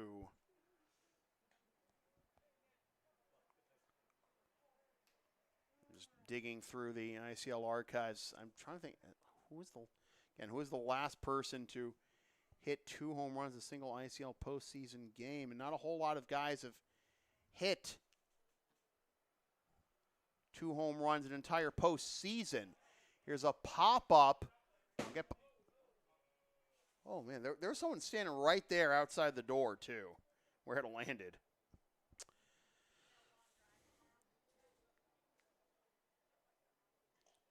Now, I may have your answer, folks, in just a moment. Sure, Blue Sox fans will be thrilled to hear what I'm about to say.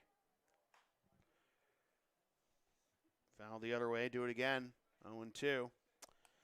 Last player to hit 2 home runs in a single ICL postseason game. Well, as long as we're talking about the Reading/Lexington Bulldogs trying to exercise their demons in this round.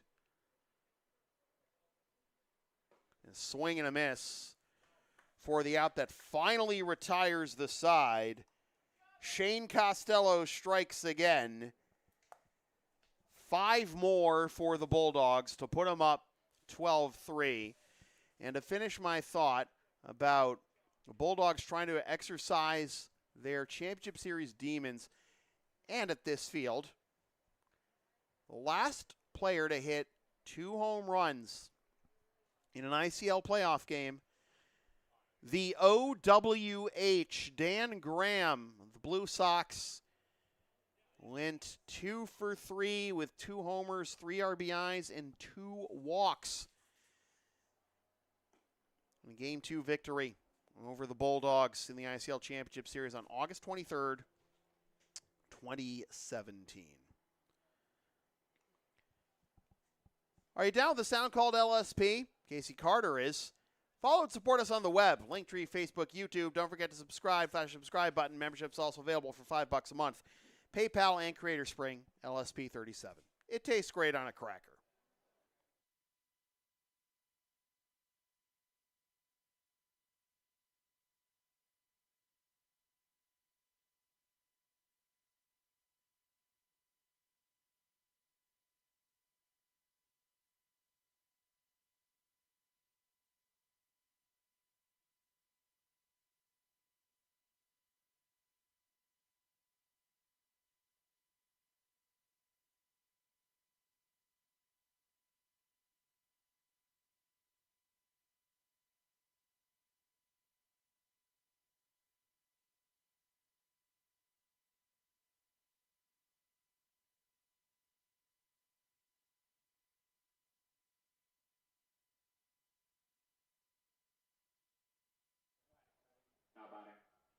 outfielder, Ryan Petroni. Top third of the order due up for the Chiefs here in the bottom of the fifth, and Petroni, Juba, and Woodman. Down 9 to Chase Carter and the Lexington Bulldogs. Carter hits the outside corner for strike one. It is kind of funny, though, that Danny Graham was the one who had that last 2 home run game in ICL postseason history. That was the year that he had his premonition before the season that either the Blue Sox or the Chiefs would not make the ICL Championship Series. He could tell that the rest of the league was catching up to them. And lo and behold, the Chiefs were eliminated by the Bulldogs. And then the Blue Sox swept the Bulldogs. And Danny Graham ended up being named postseason MVP, with that 2 home run game being no small part of that cause. Backhand gets underneath Lee into left field, and Petroni is aboard.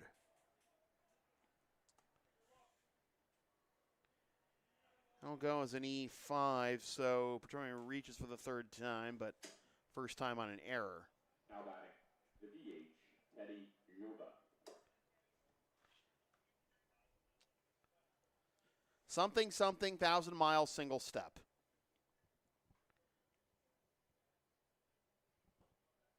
Juba takes down and away, ball 1.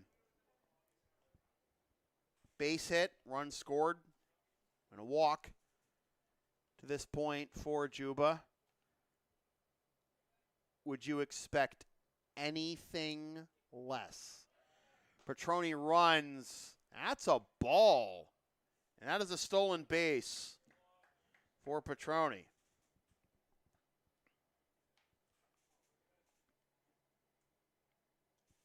That looked to be in a good spot, but hitters count for, to put it lightly, a hitter.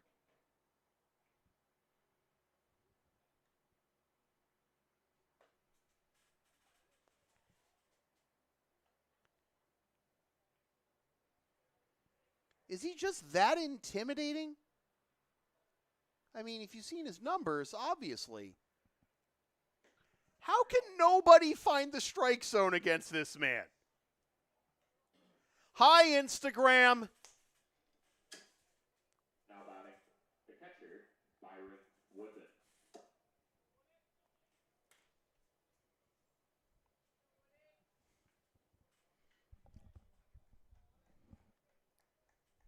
Here's Byron Woodman.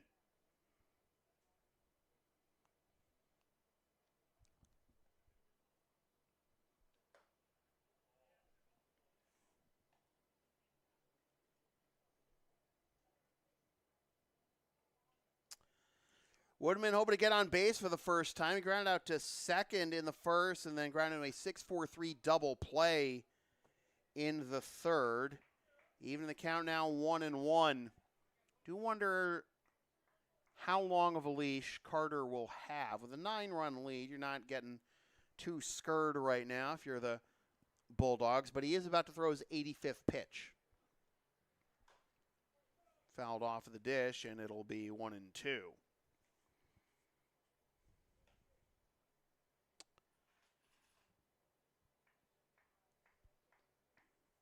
Chiefs have been here before, plenty of times.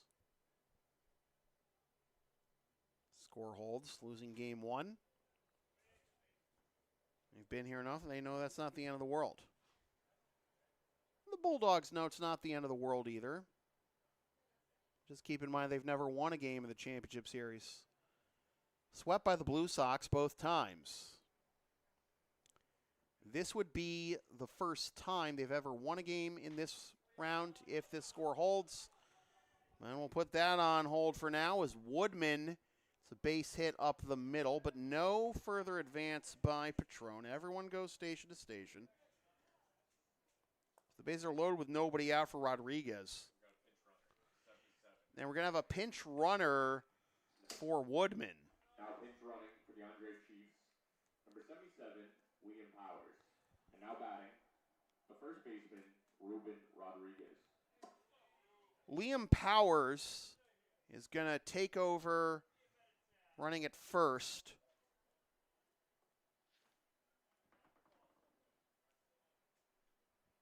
For Woodman, and Rodriguez spoils that one, 0-1. 0 for 2 with a pop-up to first and a strikeout. Now, for those playing the home game, Powers did not attempt a stolen base in the regular season. He did have 2 triples, though. Sounded like a broken bat there, but Rodriguez still with the twig in his hands, but down now 0-2.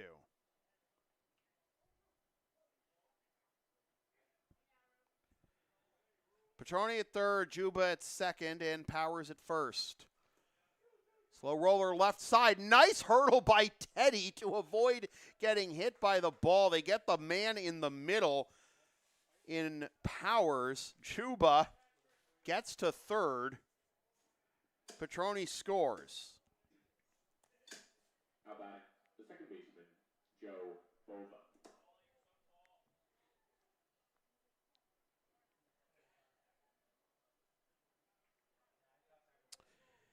It is now 12-4 as Carter's now on 90 pitches. Runners at the corners and 1 down. Bova hits this one into left center. That'll be run down. Here comes Wheels, 12-5.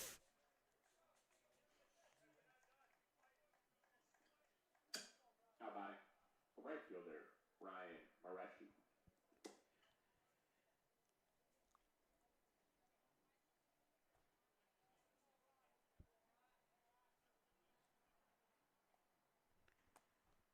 There's 2 for you if you're the Chiefs. Here's Mareshi. Base hit his last time. Swings and misses. 4 strike 1. In the top of the 6th, the Bulldogs will have Costello, Velas, and Henke due up.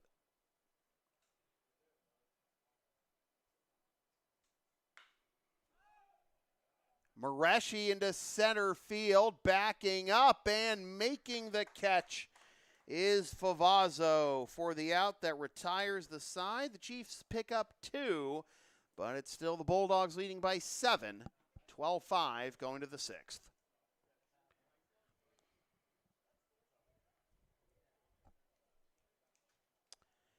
LSP and Shipping Shield are partners in cards. Shipping Shields are the eco-friendly sports and gaming card shipping protectors trusted by yours truly, made in the U.S. and Canada on 100% recyclable cardboard. Use the link and codes on the screen or in the description for a discount on your order. We may receive a commission from those orders, but we thank you for your continued support of whatever this is.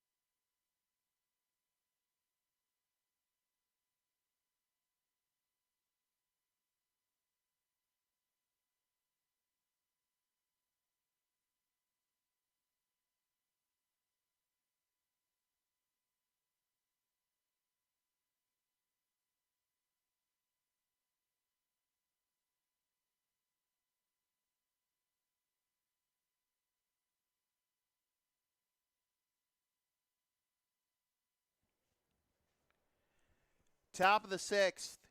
Here is the main character. Shane Costello, 2 for 3, 2 home runs, 6 RBIs. Some defensive changes I can tell from the Chiefs, but I need to get everything confirmed real quick.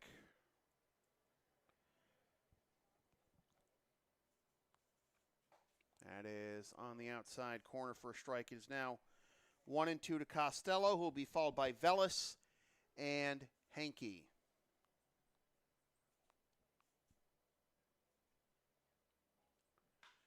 Grounder left side, backhanded nicely by Osman. The one-hop throw is in time to get him. Seems so easy, just make him hit it on the ground, right? That was Joe Bova at first base, by the way. How about the second baseman, Jaden Velis? So 1 up and 1 down for Jaden Velis. 1 for 3 with a single and 2 flyouts.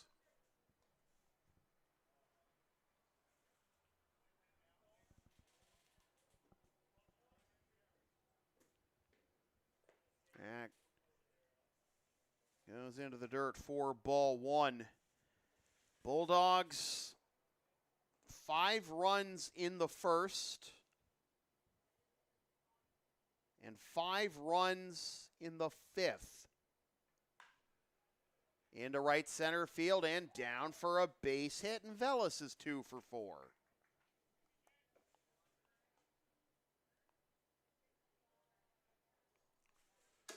How about the DH, Oliver Henke? Here's Henke trying to get on base for the first time. He is 0 for 3. A fly out to right, a ground out to second, and a strikeout.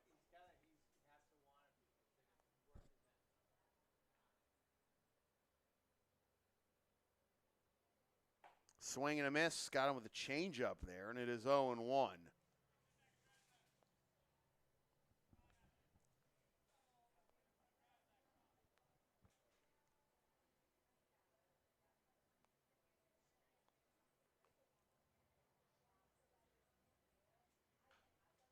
Foul ball into the overhang, goes to 0-2. So not the entire series will be played at Morelli.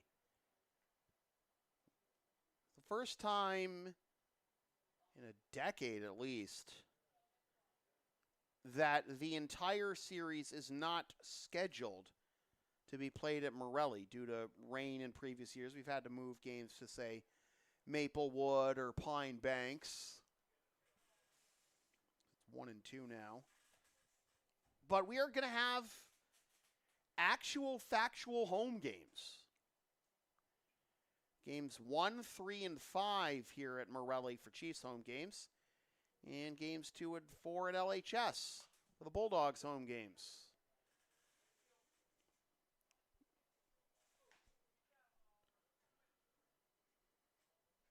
Still 1-2 as Henke spoils that one.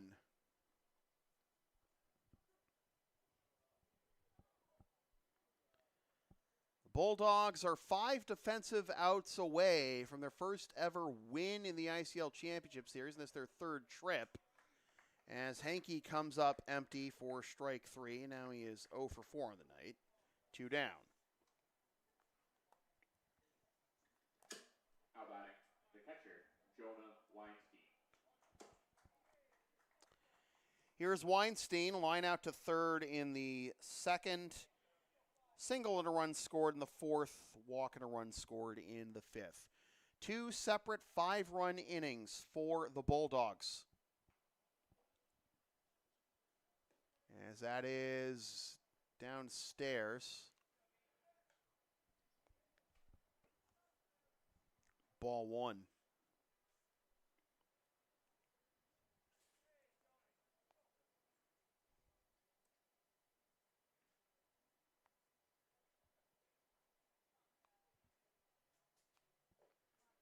Bounces to the plate.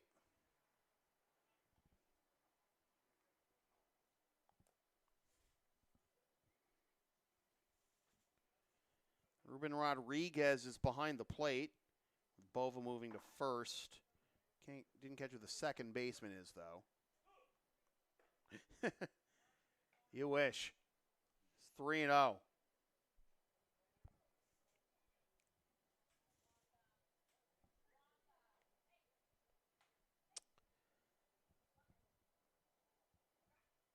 Fella's still at first. Weinstein 3-0. Down and away, 4-pitch walk.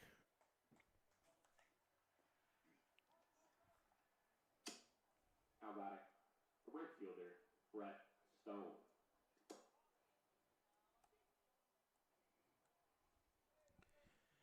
This is a Bulldogs team that drew the fewest walks of any intercity league offense this year. And here they are now with 8 walks tonight. As that hits the inside corner for strike 1 to Stone.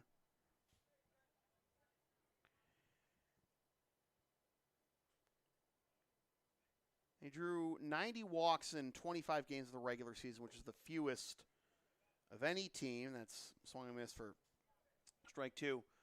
0-2. The Blue Sox drew 23 walks off the Bulldogs in the semifinals, but now the Bulldogs are up to 23 on this postseason. The Chiefs only had 10 coming in.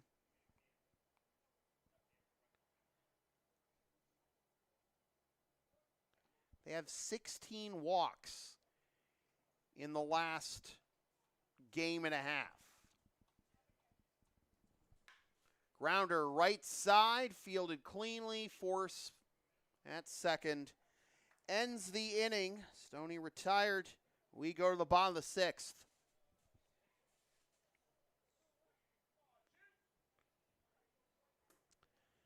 Brine Team Sales is the official jersey provider of LSP.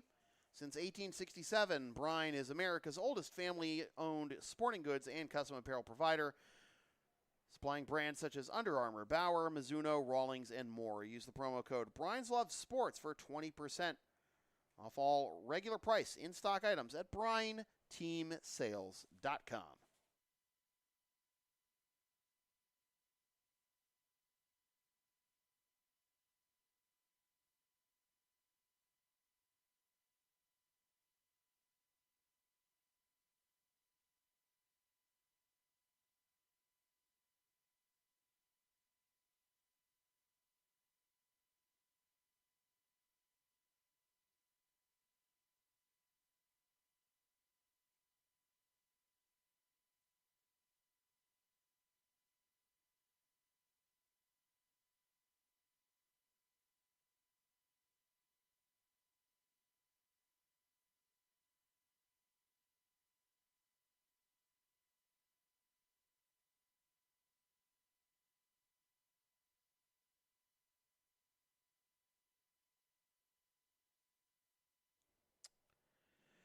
New whip for the Lexington Bulldogs, the right-hander Max Berberian. Made 10 appearances in the regular season and was 3-1 with a 4.67 ERA in just 12 innings. Allowed 10 hits, 10 runs, 8 of which were earned, walked 17 and struck out 19. Also surrendered 1 home run, hit 2 batters, and threw 3 wild pitches.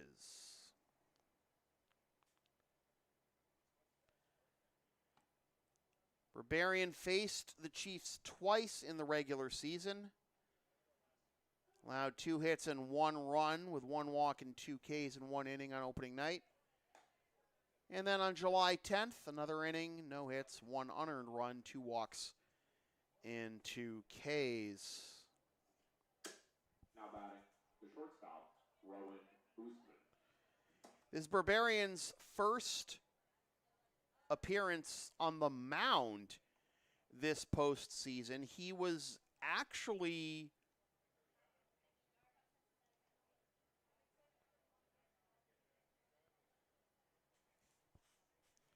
he actually did get into a game as a batter in the regular season on July 31st and also July 10th. That was against the Chiefs, went 0 for 1 with a strikeout.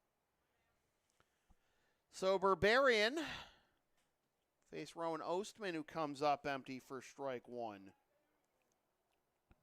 Ostman 0 for 2, struck out swinging in the second and ground into a fielder's choice in the fourth. Ostman fouls that into the screen, and he is behind 0-2. Now for the Chiefs, I talk about the motivation the Bulldogs have. For the Chiefs, remember, they missed the postseason entirely last year after falling behind 1-0 to the Americans. You knew they weren't going to go quietly. Trying to get back to a place where I'm sure they feel they belong, as the Blue Sox do.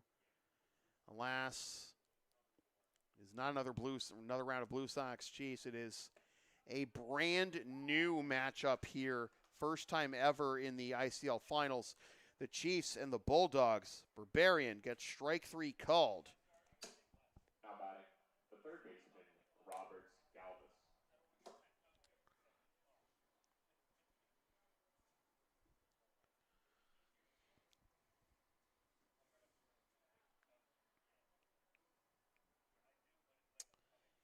Galvis 0 for 2, ground out to third and a strikeout. Both of those against Chase Carter,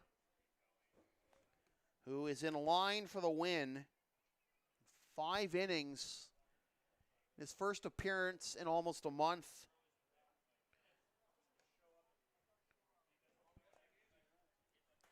One and one is the count, and just holding up for a moment is Cormier needed something from the dugout.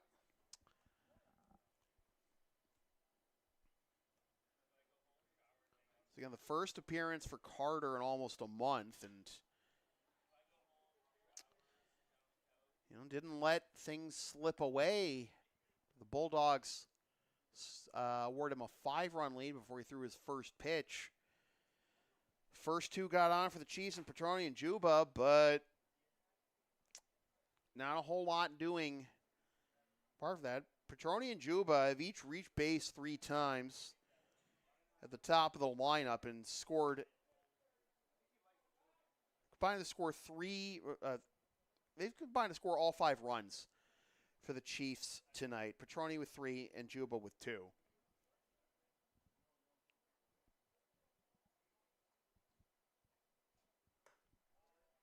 High for a ball. Be 2-2. We are past the 2-hour mark of this ball game. First pitch was at 7:51. Grounder left side, foul. First pitch, Brett Stone swung at it, base hit. Second pitch, base hit for Emilio Burnt. In the grand finale in that top of the first, Shane Costello's first of 2 home runs tonight. Good battle here by Galvis. Costello becoming the first player with a multi-home run game in the postseason since Danny Graham against these Bulldogs 9 years ago at this field. Yeet. Full count. Valdario due up next, and if either Galvis or Valdario get on, I'll turn over to Petroni. Barbarian comes set. And the 3-2. Fly ball, foul, and out of play.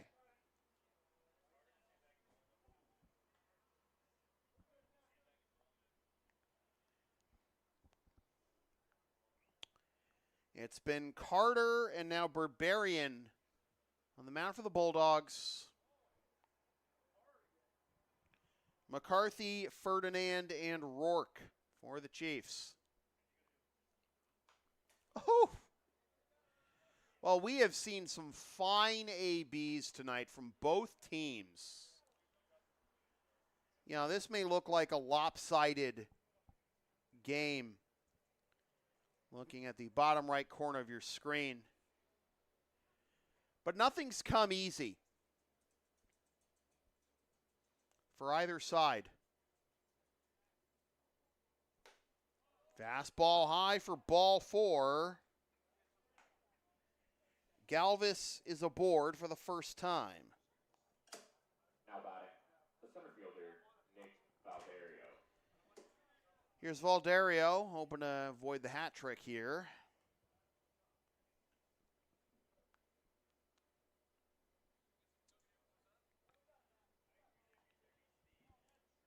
Two strikeouts on Valderio's ledger. And that misses high and away for ball 1. I believe that was actually Patron at second base last inning after all those changes. Does that mean that Powers went to left? We'll figure it out. Texted AP, but he's busy. I understand. 2-0.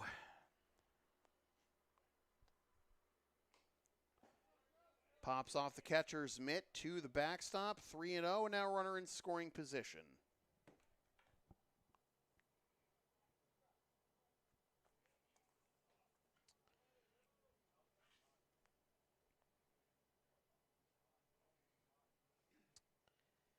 Chiefs have left 5 runners on base tonight.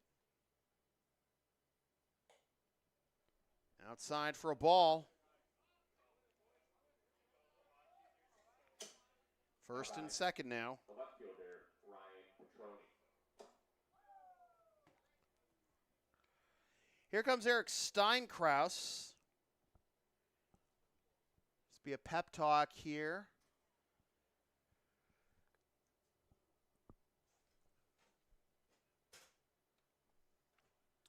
Not smelling a pitching change right now.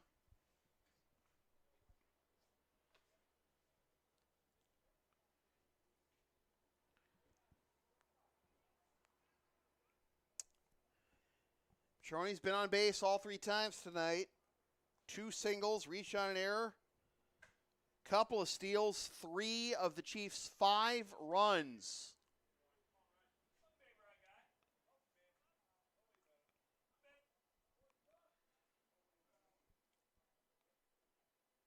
See what Berberian can do after that pep talk. He misses down and away. And you don't want to keep the carousel moving with Juba due up next.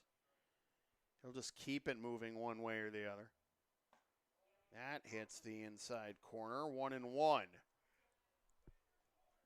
Game 2 tomorrow night at Lexington High. 7:45 first pitch. We'll be off Saturday and Sunday. Game 3 back here at Morelli. All the games this series will have a 7:45 first pitch. Game 4, if necessary, back at LHS. And Game 5, if necessary, back here at Morelli.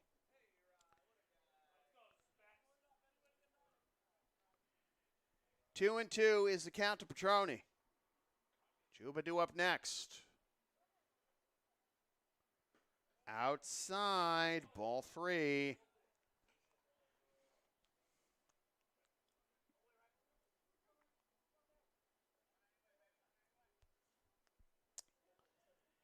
Gotta put something in play, right? If you're a Berberian. Not that. Now, again, you're not even going to get to double digits. Now batting, the DH, Teddy Juba. You're not even going to get to double digits with one swing of the bat here. Teddy can always do something productive. He never swings at the first pitch. Single and a couple of walks. Average Teddy Juba stat line. Oh. That's the first time I've really seen Teddy look back. He is behind 0-2. He's squaring. Mind games. Bases loaded, nobody out, or one out rather. Teddy Juba. He just had his bat down. Okay, look like he was squaring for whatever reason.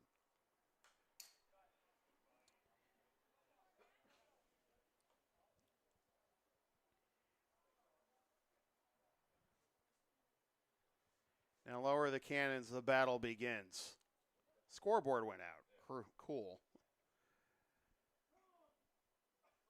And Juba granted time. Not sure if he was thrown off his rhythm by the flicker of the scoreboard, but he's good to go. 0-2 with Galvis at third, Valdario at second, and Petroni on first on 3 consecutive walks. And that'll be grounded foul. Seen 2 separate 5-run innings by the Bulldogs in this game.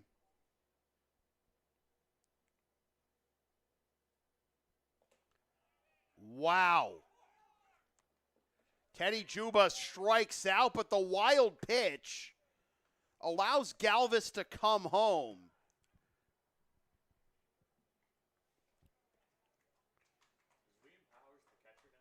No, he's the left fielder.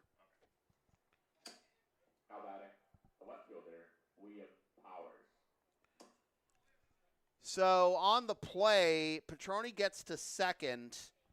Valdario gets to third. Wow.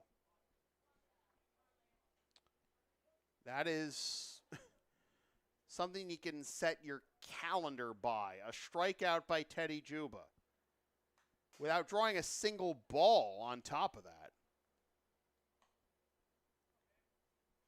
Washed.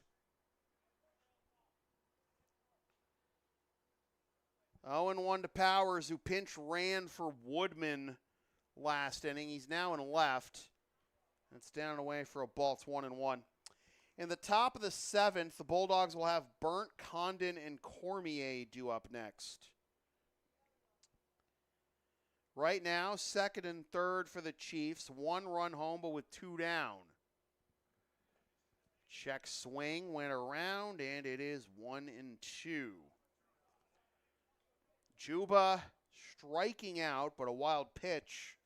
He couldn't take first with first base occupied. But Galvis used that opportunity to come home and score. Now it's Valdario at third and Petroni at second. Got him. Barbarian avoids disaster, just allows the 1 run, and we go to the 7th. The Bulldogs doubling up on the Chiefs. 12-6. Advertising opportunities are available on LSP. Sponsor our content for as little as $25 a spot, whether you want to promote a business, product, or event, or send a message of support to a player, team, or coach. Email yours truly for all the deets.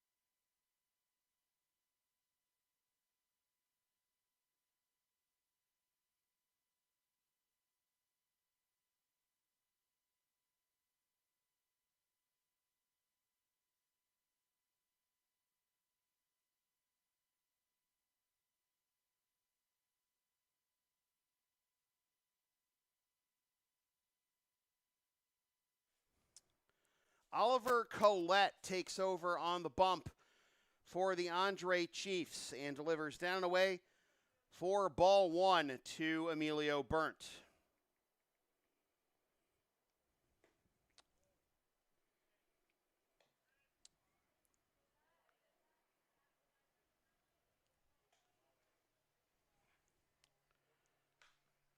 Fly ball into left center field off the bat of Burnt.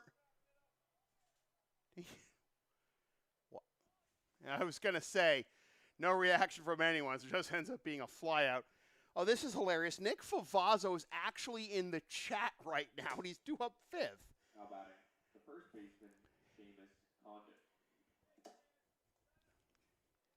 I'm serious.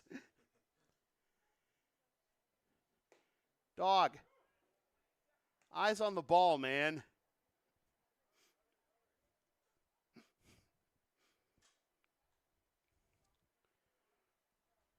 That hit him? That hit him. How about it? The extra hitter, Caleb Cormier. Put the phone down, man. God. Into right center field by Cormier. That'll get down for a base hit. How about it? The third baseman, Jack Lee. The most hilarious. All right, Nick, if you're listening, why don't you just live post your AB? Come on. Swing the bat with the phone in your hand, typing away in the chat.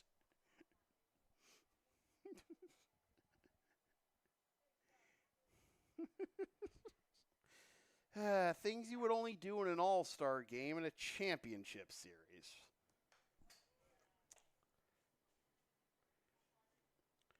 I don't know, man. Sometimes you got to make the sport interesting, but maybe not that interesting.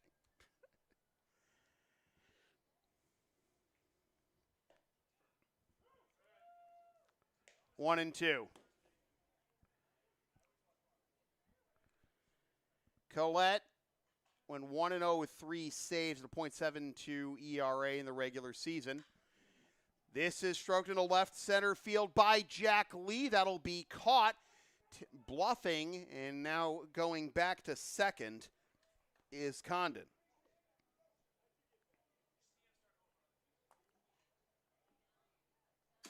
How about it? The center fielder, Nick Favazzo. It's the first time I've ever seen someone actually in the middle of a game get into the chat. I've had people who were actively rostered on color with me before, but never in the chat. 1-0 Favazzo, 2 for 4 is his line. A couple of base hits and an RBI and a run. Upstairs, 2-0. In the bottom of the 7th, the Chiefs will have Rodriguez, Bova, and Mareshi due up. First and second, 2 down for the Bulldogs. Fouled off. And you know that Favazzo would love to get on base to give Shane Costello another chance at history. So I got 2 home runs and 6 RBIs tonight. First multi-home run game for a player in a playoff game in the ICL since Dan Graham in 2017. And hits the outside corner, 2-2. Already asked Eric Steinkraus if I could grab Costello for post-game interview. Hope he knows that means he has to come up into the bleachers, and that'll be a swing and a miss for strike 3, and that will retire the side. So we go to the bottom of the 7th. Closing time for the Bulldogs, up 12-6. The LSP store is open. Get yourself one of several different designs of stickers, shirts, or other merch, including some stuff with my dog, Tina the Long Arena, on it, and some words I've probably said on this here YouTube channel over the years. Scan the QR code now to buy.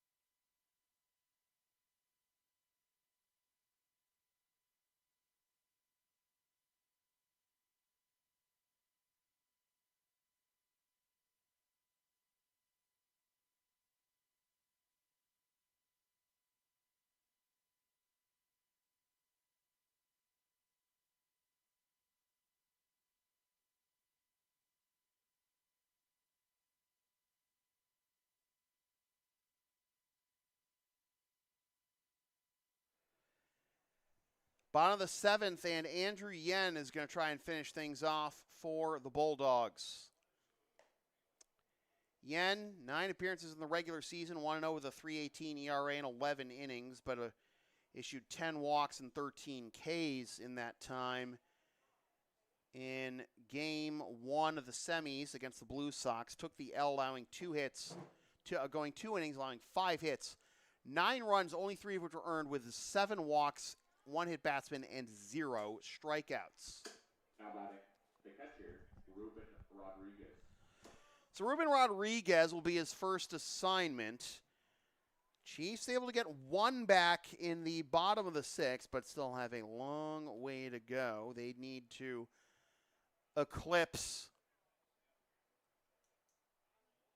Bulldogs' single inning high tonight, 5, just to tie. And the Bulldogs have posted 2 separate 5-run innings in this game. 5 in the first, 1 in the third, 1 in the fourth, and 5 in the 5th. In no small part thanks to Shane Costello's 2 home runs and 6 RBIs.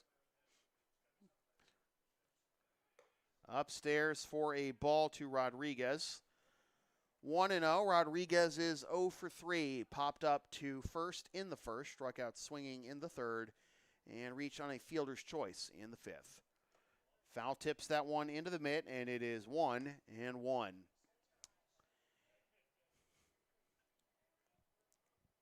I wasn't trying to be seriously admonishing, Nick. Don't worry about it.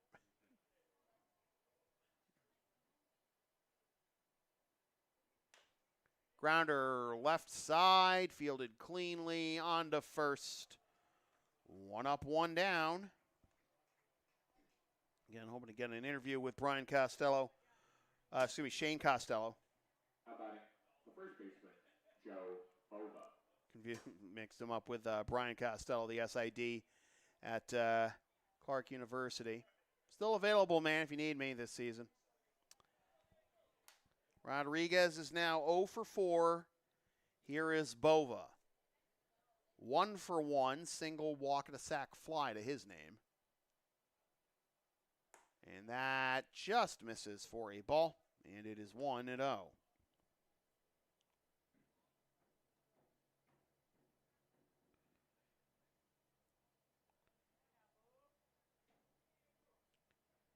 Yen went 2 innings, allowed 2 hits, 1 run, 1 walk, and 2 Ks against the Chiefs on opening night.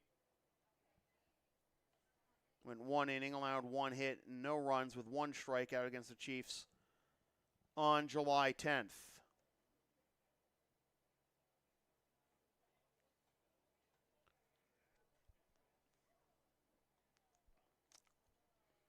Game 2, tomorrow night, 7:45 first pitch at LHS. Bulldogs 2 outs away from taking a 1-0 lead in this series.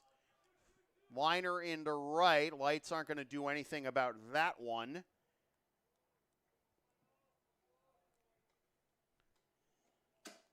How about it? The right fielder, Ryan Mareshi. So Bova's 2 for 2. And as much trouble as outfielders have had in right and right center field tonight. Line drive there. Base hit regardless. Stoney just cutting it off and bringing it back into the infield. And here's Mareshi, 1 for 3. That is outside for a ball. And it is 1-0. Mareshi had a base hit in the first inning, but then was forced out on a controversial play on a ball into right field. That, off the bat of Ostman, that Stone and Favazzo lost.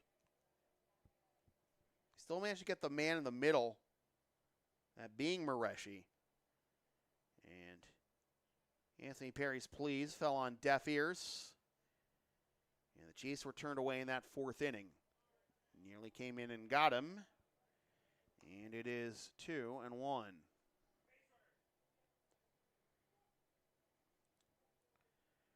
The Chiefs had just fallen behind 7-3 at that point. It was 1st and 2nd with nobody out. could have very easily made it bases loaded, nobody out. Instead, they got the out on Mareshi, and then Galvis and Valdario struck out to end that inning. A walk to Mareshi. Now batting the shortstop, Rowan Usman. Osman 0 for 3, strikeout swinging, reached on the aforementioned fielder's choice, and then struck out looking. His first time facing Yen tonight. He faced Carter for his first 2 ABs and was the first assignment for Barbarian last inning. Bova at second and Mareshi at first. With one down here in the bottom of the 7th, and the Lexington Bulldogs 2 outs away from their first ever win in the ICL Championship Series. This best of 5 series will continue tomorrow night. All games of the series with a 7:45 first pitch. Game will be at LHS tomorrow night. Games 3, 4, and 5 Monday, Tuesday, and Wednesday. And that comes back across for strike 3 called on Ostman. Down on strikes for the 3rd time. And it's up to Galvis. Now batting the third baseman, Robert Galvis. So Ostman, all likelihood, finishes the night 0 for 4 with 3 Ks. Galvis 0 for 2, walked and scored last inning.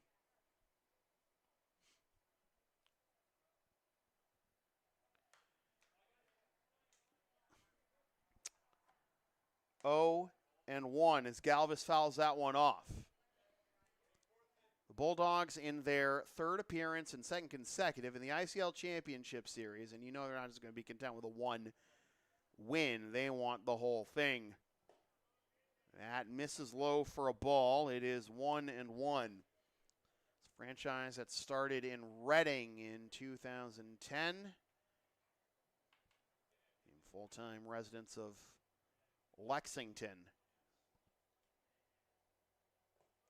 in 2023. A wild pitch will make it 2-1 and put 2 runners in scoring position.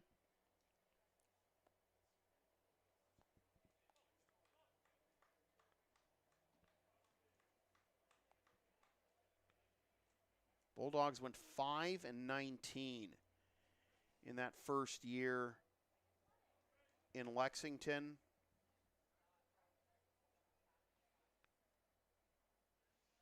And 13 the year before. And we're close to ceasing operations. That would have left the ICL just 5 teams.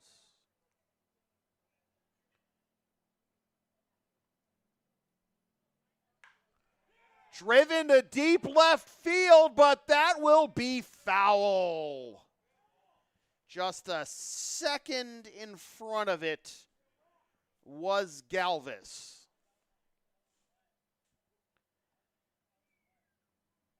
Bulldogs improved to 9-16 in 2024.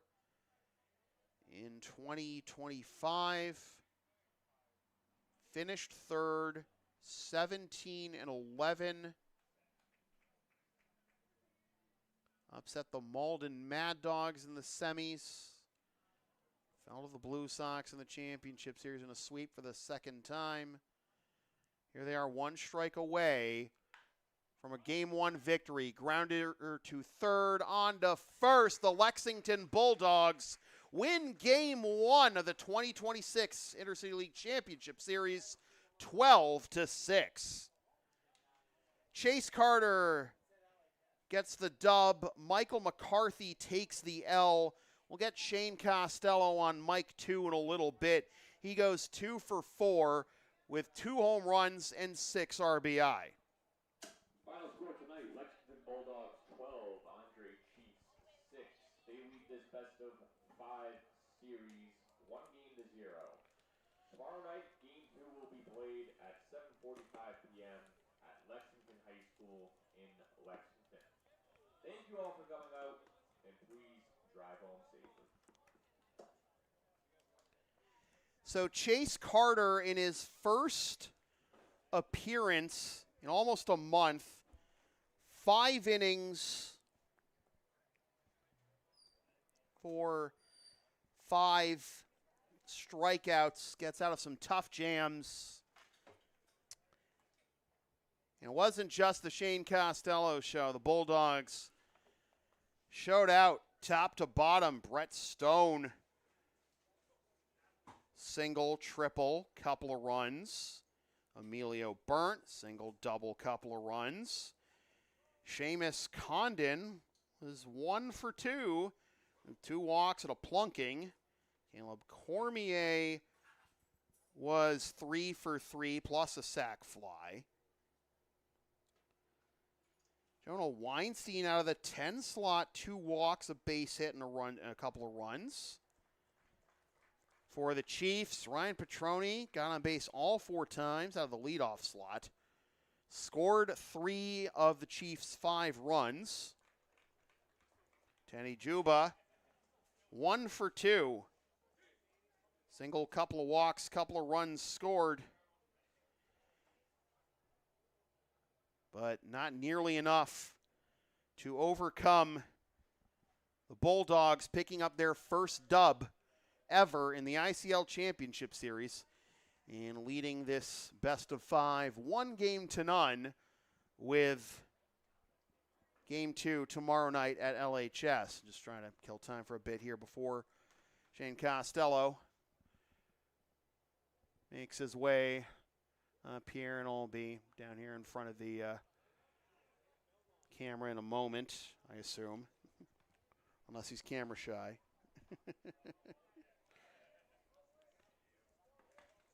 Nick, tell Shane to get up here already. You're still in the chat.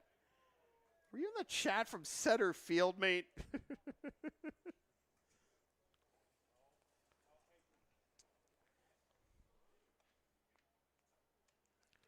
At any rate, Chiefs just setting the tarp here. And the home team, Morelli, this series. That is their responsibility. And once again, hoping for Shane-O to head up here just a little bit.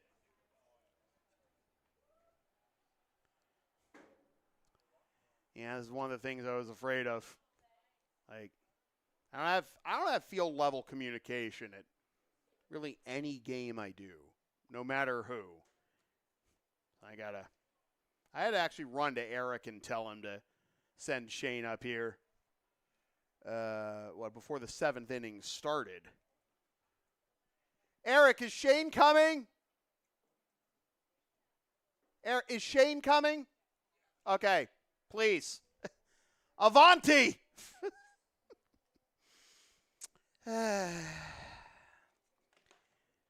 Dead air. Dead air. Anyone who's not Nick Favazzo, what should I ask him?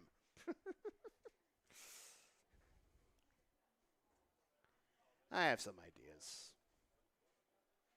It's what a good journalist would do, right? Cough. Here's the man of the hour. No, you're gotta be in front of the camera here. Grab this. And just put that on. Let's just string that. And then you're gonna have to actually step down a bit. You're gonna step down a couple steps, yeah. Down again. And then over here, yeah, as good as it's going to get. All right.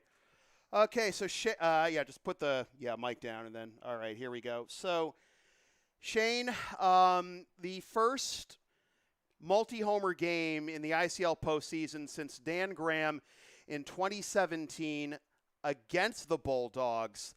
And this is the franchise's first ever win in the ICL Championship Series. So, what does it mean to get, that monkey off your back and then take a lead against the Chiefs, such a accomplished historic franchise? You guys are in the championship for the second consecutive year, and you're obviously not just happy with one win. Yeah.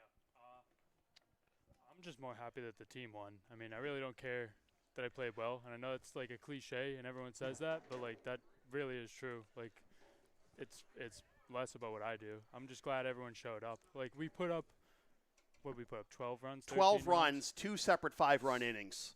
So, I mean, I only had 6 of those. You know what I mean? Well, let's go back to the first inning because the first 2 pitches of the inning, solid base hits. How well were you guys seeing the ball out of McCarthy's hand? Yeah, it was Barrel City. I mean, like, it really was. Like, they mashed. And that was easy when I came up. They gave me a good look. I was 7th in the order. I'd already had 6 guys to set a lead, so it was nice. So you were in left field, but you had a pretty good view of the troubles that both teams were having in right field. What did they say to you about, like, what exactly was the issue with, like, the lights and losing the ball up there? It wasn't the lights. It was the blue skies. Oh, really? Yeah. So, I mean, just nighttime, dusk games, like, that's fair enough. pretty normal. But, you guys were able to overcome, the difficulties there because there was a 1 ball that dropped between Nick and Stoney that you guys were able to recover and get the force on the man in the middle after you'd gone up 7-3. That could have been a big turning point because otherwise it would have been bases loaded, nobody out. Yeah. That's kind of lucky, to be honest. But we'll take it. I mean, I don't know. And lastly, what can you say about Chase's performance? First start in a month, and he does that in Game 1 of a championship series. I think he's a dog. I mean, that's all I mean, aren't you guys all literally? Yeah, we're the dogs. He's nasty. He's gross. That's all. So how do you keep the momentum going tomorrow night? Just don't try to do too much. Yep. I think, we put up 12 today, which is good. And I think we don't need to shoot for the moon. I think we just got to play a game. It's easy. All right, thanks a lot, Keep Shane. it easy. Yeah, appreciate it. Yeah, no, thank you. Shane Costello, everybody, with one of the best single-game performances we've seen in the ICL postseason in a long while, and that is just Game 1. What awaits us Game 2 tomorrow night, 7:45 first pitch, 7:40 air on this here YouTube channel. I got to screw the thing shut tighter there on the camera. Anyways, with that said, this has been a presentation of LSP, something for everyone since 2011. Copyright 2026, unauthorized redistribution of any portion of this broadcast without the express written permission of LSP is strictly prohibited. A reminder that if you'd like to support future LSP content, you can do so by buying shipping shields using the links and codes on the screen or in the description. Buy stuff from Bryan Team Sales, the official jersey provider of LSP, using the promo code Brian's Love Sports at BryanTeamSales.com. Sponsor future content straight up for as low as $25 a spot. Buy some of this fabulous merchandise from the LSP Spring Store. And if you are down with the sound called LSP, Linktree, Facebook, YouTube. Don't forget to subscribe. Subscribe button. Membership's also available for $5 a month. PayPal and Creator Spring LSP 37. It's the right thing to do. And the right thing to do is also to tune in tomorrow night, 7:40 air, 7:45 first pitch for Game 2 of the 2026 ICL Championship Series here on LSP, the Bulldogs and the Chiefs. Game 2 at LHS. Once again, the final score from Morelli Field at Melrose High School in Melrose, Mass. It is the Lexington Bulldogs 12 and the Andre Chiefs 6. The Bulldogs take a 1-0 lead in this best-of-5 ICL Championship Series. For Tim Lynch, Shane Costello, and all my righty friends here at Morelli, my name is Sam Feely, reminding you forever and always, freelance isn't free. Thanks for tuning in, fresh for 2026. Suckers. Love you, Katrina. Party hard, Caitlin. Miss you, Tina.